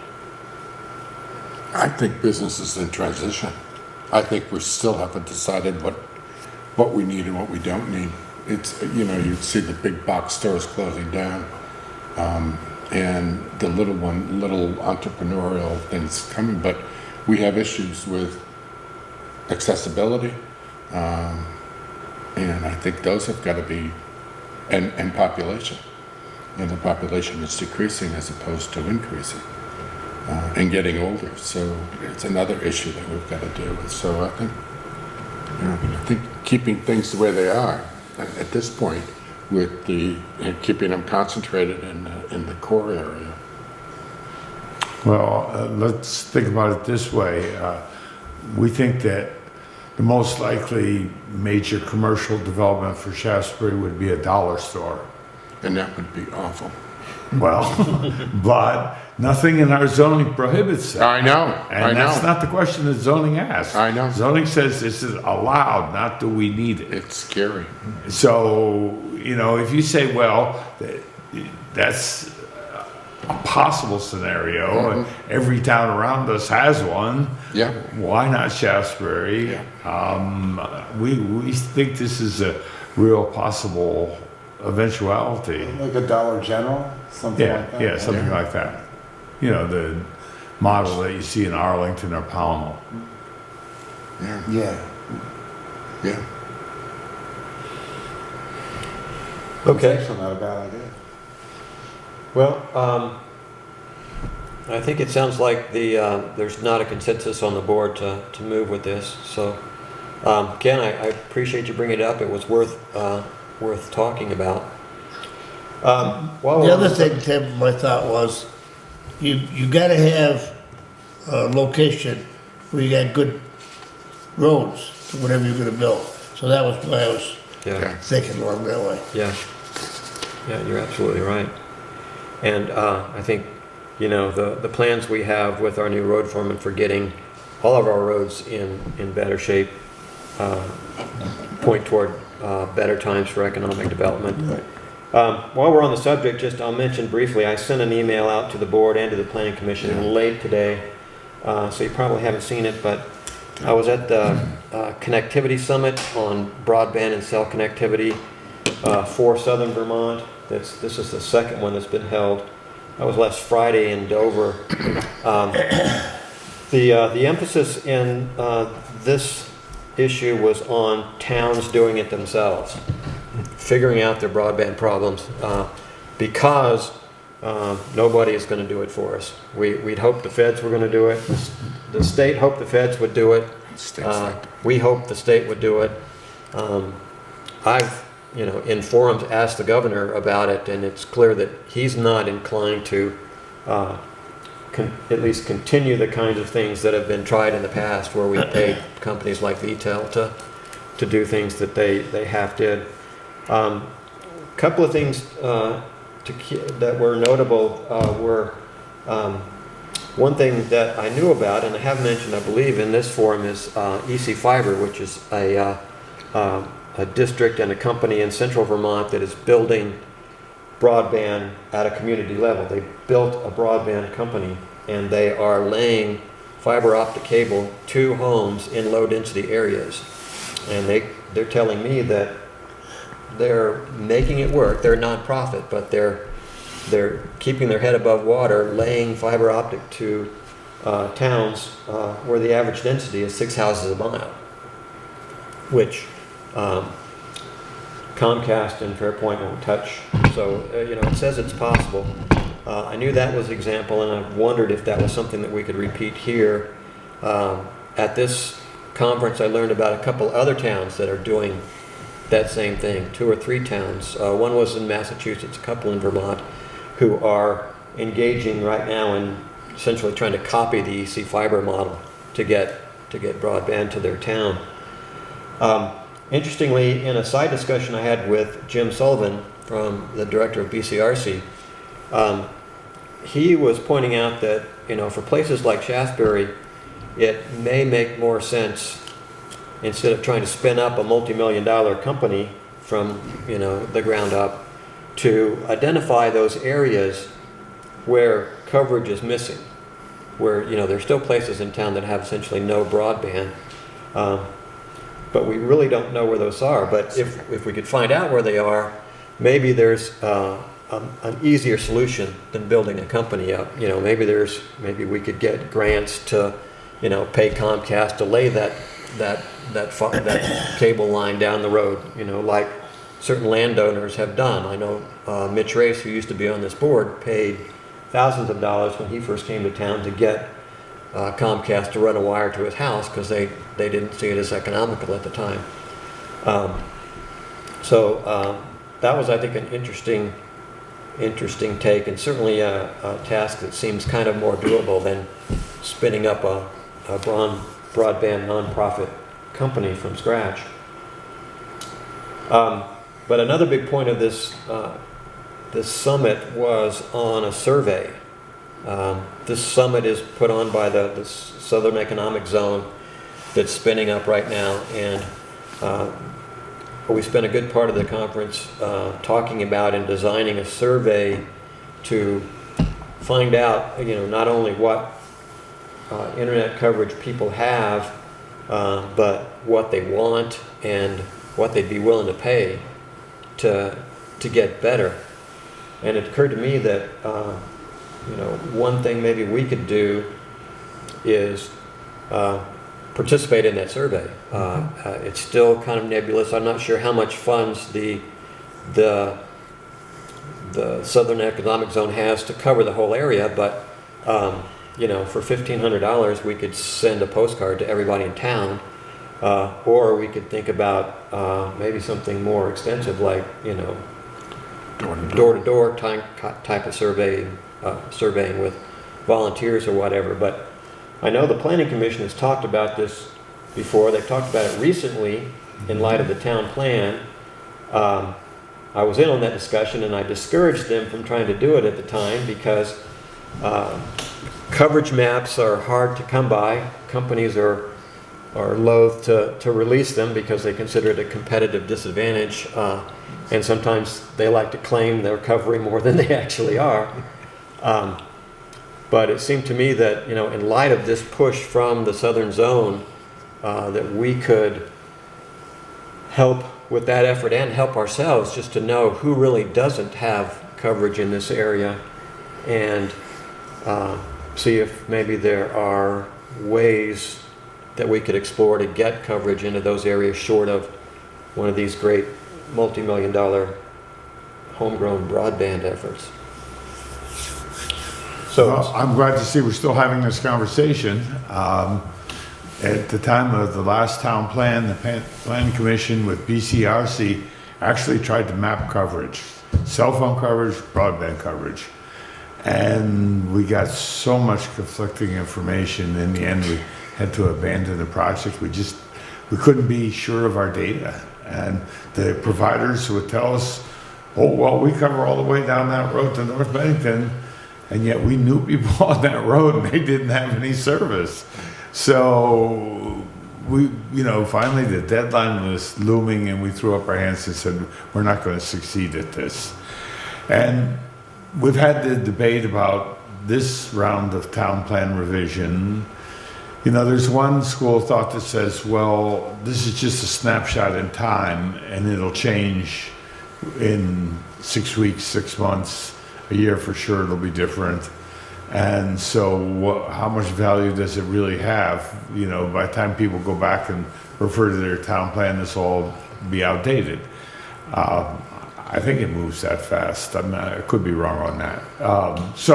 But at the same time, if we had a purpose and end goal for this information, as Tim is alluding to here, we could definitely roll this into our project and take another stab at it. And, Jim Henderson could draw maps of coverage areas as part of the town plan process. The perfect example is right at the end of Rolland Road is Ellen Varick's, and you've got all the way to the White Creek Road, there's about 7-8 people that would love it. Where Mr. Sternberg's house was, and the college professors across the road from me, and myself, and Tyler Resch. Mm-hmm. But it just... So we don't have it on Cold Spring Road. That was one of the areas that came up in the last go-around. Mm-hmm. And the providers were telling us that there was coverage out there, and we said, no, there's no coverage out there. We know those people. Right. Well, I think it... I think a survey or either postcard, I don't know if a postcard would get to everybody, but certainly Responses, yeah. you got to talk to people about it. You just can't go by what they... And if you did it regionally, I'm thinking that instead of the lines coming from Route 7, they would come from White Creek, which is what they do now, I think, but they end on White Creek from North Bennington. They end at, oh boy, I want to say Elm Street. I think it's done, and then you, maybe further, I'm not sure. But now you're talking about coax cable, Yeah, right? the coax, yeah, I'm never. Okay, but there's other ways to provide this. Yeah, I know, yeah. Yeah, well, you know, I'm served by coax cable at my house. I'm last house, and everybody beyond me has a dish. Yeah. Well, you know, I brought this up because of economic activity, and I think, places like there's some really nice homes along Cold Spring Road whose value would increase immediately if they had broadband access. The chamber was talking about this. Betsy Palmer, or Betsy Bishop, from president of the Vermont Chamber, and I turned to a real estate person sitting next to me, and I said, "Have you lost sales because the person didn't have broadband?" Absolutely, she said. Absolutely. People love the place, but they got to have internet, fast internet, and Yeah. because of working and all that sort of stuff, I've lost sale after sale because of that. Which goes back to why aren't we bringing people in? And that's the accessibility. Probably more important than houses. Oh, absolutely, yeah. Yeah. I know people who could not relocate Yes. because they couldn't get Yes. cell service or broadband.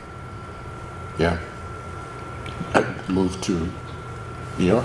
I think it's a bigger problem than housing. Well, I would recommend that we make two maps, one on broadband and one Yeah. on cell service. Yeah. Because even though they're kind of interrelated in the economic development problem, they're distinctly different maps. Yes. Yeah.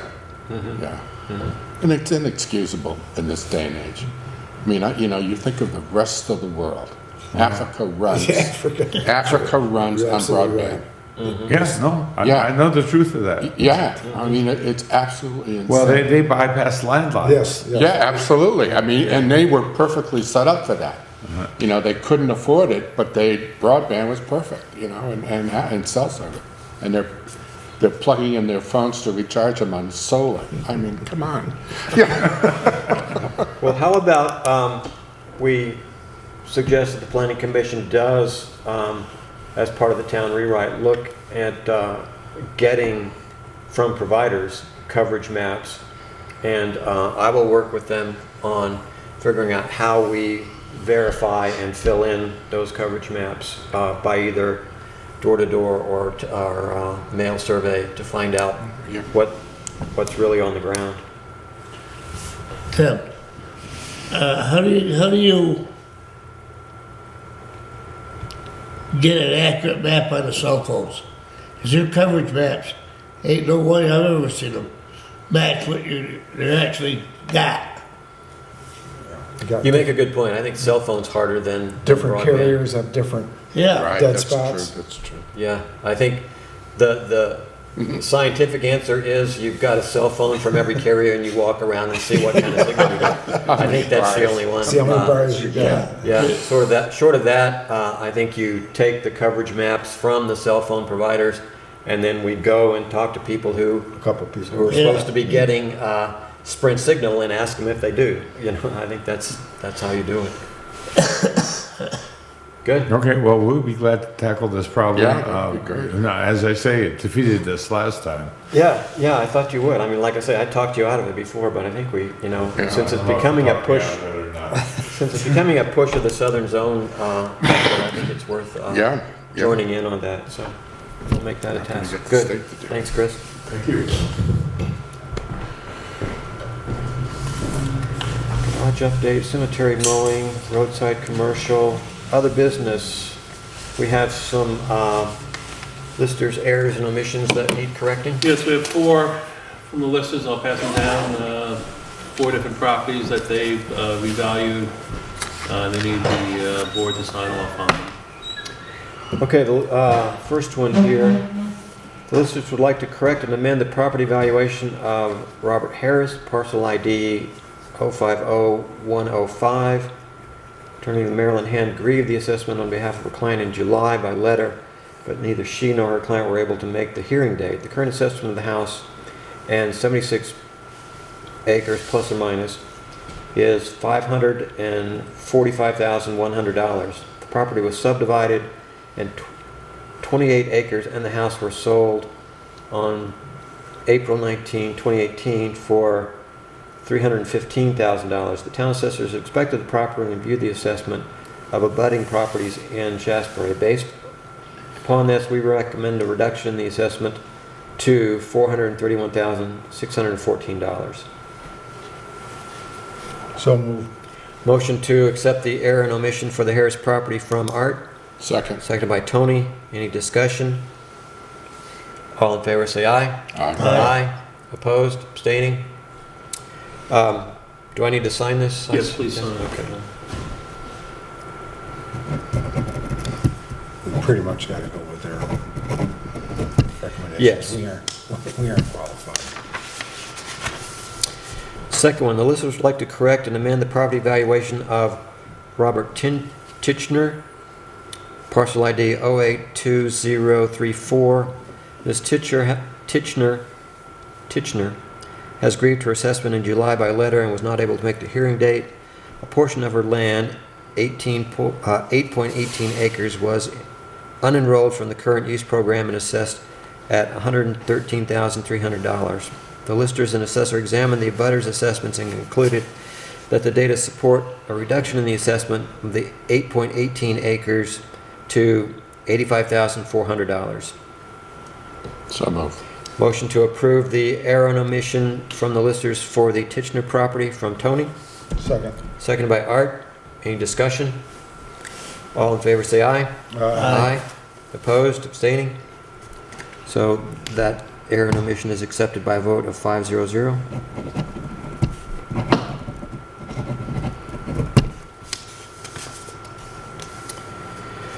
The next one, the listers would like to correct and amend the property valuation of Ronald Nadeau, parcel ID 120114. Mr. Nadeau grieved his assessment to the Shaftsbury Board of Civil Authority and the BCA decision on 9/10/2018 was to reduce his house value by $15,250 to $87,150. The total grand list value of the property will be $361,900. So moved. Motion to accept the lister's error and omission for the Nadeau property from Tony, Second. seconded by Art. Any discussion? All in favor say aye. Aye. Opposed? Abstaining? So the error and omission for the Nadeau property is accepted by a vote of 5-0-0.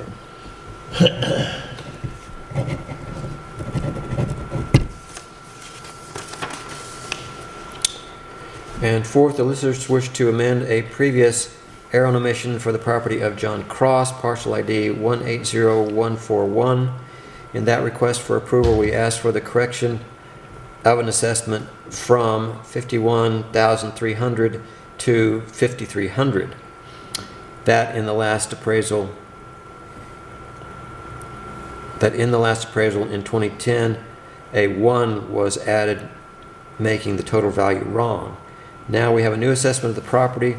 We have lowered the value per acre to $936. This brings for the 11 acres a valuation of $10,300. So essentially there was a typo before. So moved. Second. Motion to accept the error and omission for the Cross property from Tony, seconded by Art. Any discussion? All in favor say aye. Aye. Opposed? Abstaining? So the error and omission for the Cross property is accepted by a vote of 5-0-0.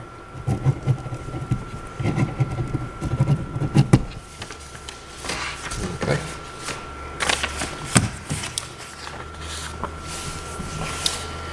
And if is there any other business? Tim, I want to ask Dave, what's happening with that culvert over the Hollow Hideaway? We're gonna have the paperwork together to put out the bid in the spring.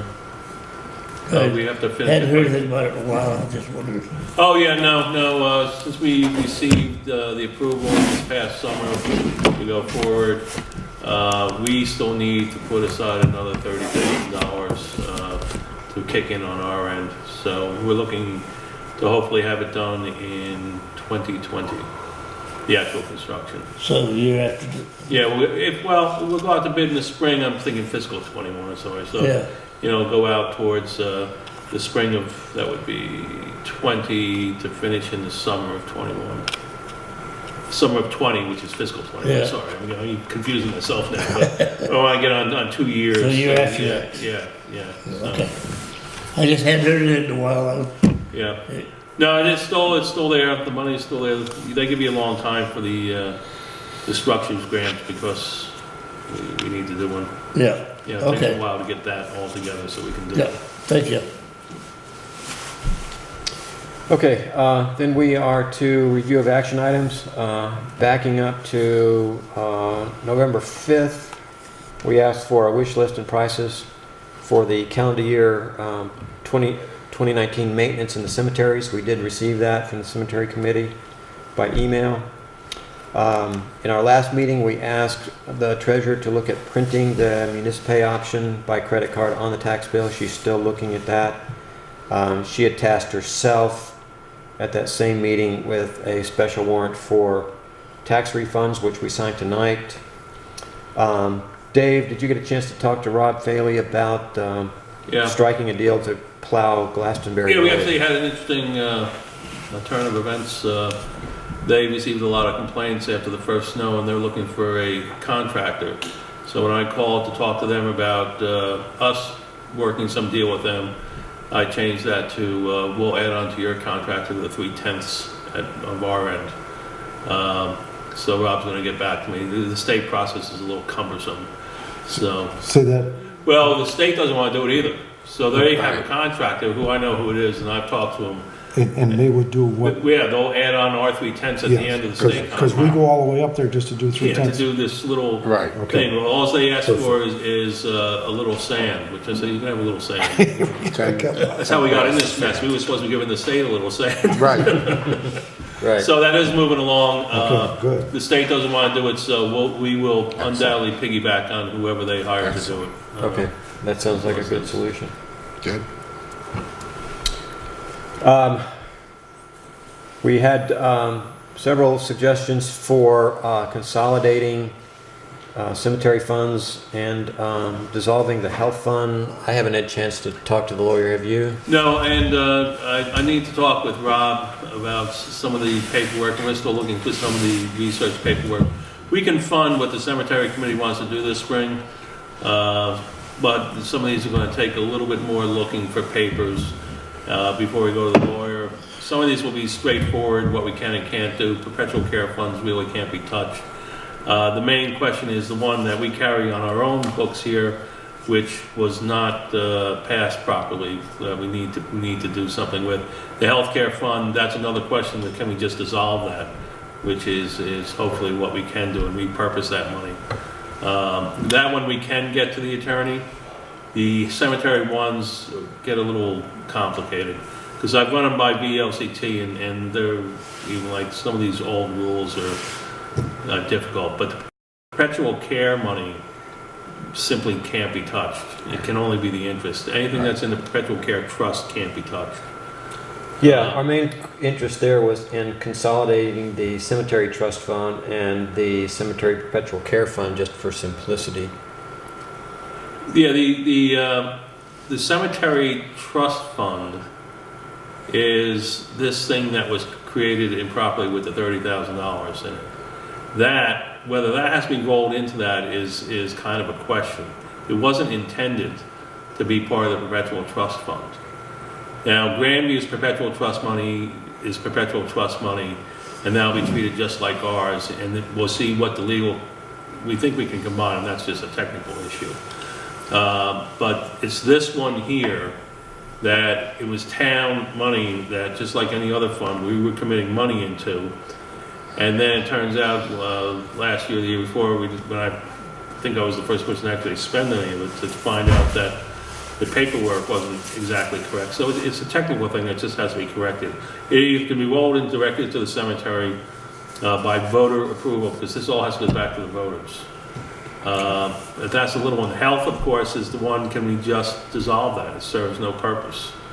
And that I will get to Merrill on.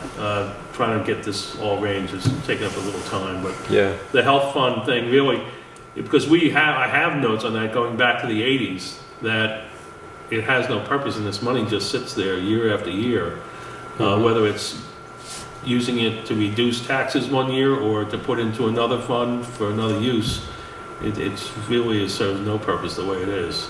And trust can be dissolved. I mean, if it's not doing anything. So it can be. just to make sure I heard what you were saying, you're saying the cemetery trust fund we don't think it's really a trust fund? Well, I have the cemetery fund that's in our budget. Yeah, that's a different fund. Okay, you're talking about, We have a cemetery trust fund and a cemetery perpetual care fund, which to my way of thinking are it's the same thing. two income generating funds when we could have one income generating fund. Oh, that's right, they had that other weird thing, yes. Yeah, no, I will look into combining those three, Grandview, that trust fund, and the perpetual care trust fund. Because as soon as you have trust in it, it has a different connotation. Yeah, well, I'm contending that the Grandview is not a trust fund, that it's just monies that we could put into No, the it's most cemetery. definitely a perpetual care trust fund. I'm sure it's a That's how it was It is a transferred to us. perpetual, yeah. Okay. Isn't perpetual care, you can only use the interest? The you pay interest, off and yes. not the- Yeah, well, that should be in the documents that It we is. received from. So that one's settled, you believe? Yeah, that one, the only question we had was Can we combine? merge it into one fund, so we don't have Grandview Perpetual Care Trust Fund and all. Okay, so that would be three funds that we would like to Yeah, put just into together. make it one.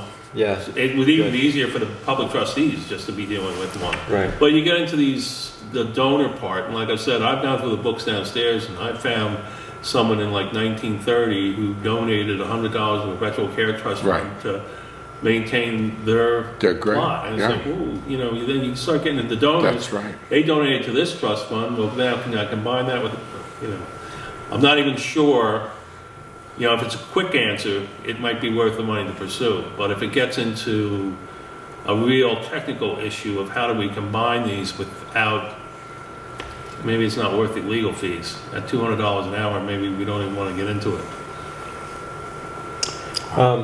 It's something to look at, that's. Yeah, I think there's another issue there, though, if you actually find, instances where somebody donated money to have a particular grave maintained, by all means, pass that list on to the cemetery committee, so we make sure we're doing at least the ones we know Part of the about. way this used to be done was you donated, they're the donors that are in the statute. Right. And that rolled into the Perpetual Care Trust Fund. Right. But it's their money that was donated to this trust fund, and the question is, can we merge that with another trust fund that had separate donors? Now, of course, when you buy your plot, there's a portion of that automatically goes in. Goes into that. But it's not helpful for an individual person. The Huntington Trust Fund is a totally different one that's specifically for their headstones and grave. Yeah, I think it'd be worth it to let an attorney Yeah. figure it all out. Yeah, Yeah, but attorney's gonna be dependent on whatever documents Dave can dig up That's- about. that's what I'm just, and Rob Yeah. has some, and Rob's told me Yeah. that he's still working through a Yeah. pile of things. So when we have the proper documents, especially on this topic, health is Yeah. different. But on this topic, let's have the stack, because if Yeah. we go to our attorneys with half information, No, we're gonna churn more you need money full, in yeah. fees. Yeah. You have three different funds with three different meanings, correct? Pretty More much, than And that. you want to integrate all of them. yeah. Yeah, They more all than- serve the yeah. same purpose, but they were all started differently. Yeah, And that's where you just wonder where the line is, what you can do. yeah. Right. But you have to have the supporting documents to go to the attorney, or you're just burning money. Well, I think we would help ourselves in future select boards if we could consolidate these Straighten it out. and make them cemetery funds rather than constantly juggling back and forth and trying to decide, well, we can buy equipment and land in this fund and we can buy gravestones in this Well, as long fund. as it doesn't go against the wishes of the people that donated the money. Well, the most onerous one in this is the one that was established, the Cemetery Trust Fund, which was established to buy land and equipment, which is just like the health fund. It just doesn't have serve a purpose anymore. Right. So what you want to do is roll that into the Perpetual Trust Fund. because it seems that was the intent, it was to maintain the cemeteries. But we can't even spend it to maintain the cemeteries. It can only be spent to buy land, which we don't need, and to buy equipment, which we don't have. So it's like the health fund, it just sits there and the money does nothing for anyone. And what it was meant to buy, We you can't purchase. Yeah, we're never going to use. So it's just stagnant money. Yeah, so moving into the perpetual care trust fund, at least that way we get a little extra income every year. Right. Yeah. You're right. They'll generate some extra. Yeah. Okay, so that's still kind of, you're in my task to try and dig up the Yeah. paperwork and then decide what questions to ask the attorney. And health, as soon as we get settled with this over the next 2 weeks, I'll get the documents back together I have on health, and we can send that forward to Merrill and say, how do we dissolve this? Yeah, good. Okay, we have a new schedule for warning the bylaws that are coming up. I think you and Shelley are on top of that. Yep. We'll Okay. have that done in time. We've dealt with the combined notice, so we don't need to deal with that anymore. It was made while we were talking about that grant that I add employee signers, local employers as signers on a recommendation letter to VCDP recommending that they release the funds. I was waiting to see if we did approve the combined notice, so without objection I can go ahead and talk to local employers and see if they would be willing to add their names as signatures on a letter to VCDP recommending that they make this grant to Shires. And then just a note that Parent Recreation is asking for an increased donation for playground equipment over at Perrin Lake, and so we need to remember to increase their community appropriation by $1,500, and remember that I'm going that's to just ask for them 1 about year. that because I don't know if they want that rolled in with their annual community appropriation, in fear that an increase that size might get it turned down. Because they were asking for this as like a separate One time. donation. It's a one-time. This was a Cash. one-time to finish this playground, like they did the last time with the boathouse or whatever, the community house. Because we had done that. I think that's what, we did it in North Barrington and had given extra money for the community house that time. I just, I don't have any problem doing it, but I want them to resubmit a form. I want to make sure that they want to add this on, because I think that'll bring them up to close to $30,000. Let me see if I have it here. No, I don't have it here. Okay. Let's ask them, but it is within our purview to change in a community appropriations as we see fit. Pardon me? I think to reduce, not to increase, though. No, I think they're just asking for 1,500 one-time fund. Yes, for this, they just want 1,500 one-time fund to add it to their Not- community to their appropriation. annual. I don't think we can add to it. I think we. I think the languages change. I think we can change it if we want to, but we don't want to do it if that's not what they want us to I'll do. just find out if that's what they want us to do. The other thing is just add it to our budget. Yeah, when we did the boathouse, Without voter approval. I mean, the voters approve the entire budget, but it's in the budget as opposed to going down through checking each Yeah. individual one. You understand what I'm saying? Right. This way, they're guaranteed that. Right. Yeah, we could do that. The consensus last time was that they get money through community appropriations. They're asking for more money. We just add it to their community appropriations. well, I don't see how they feel about it. Yeah. Report on the 17th meeting, then Yeah. I'm agreeable to doing it either way. Yep, okay.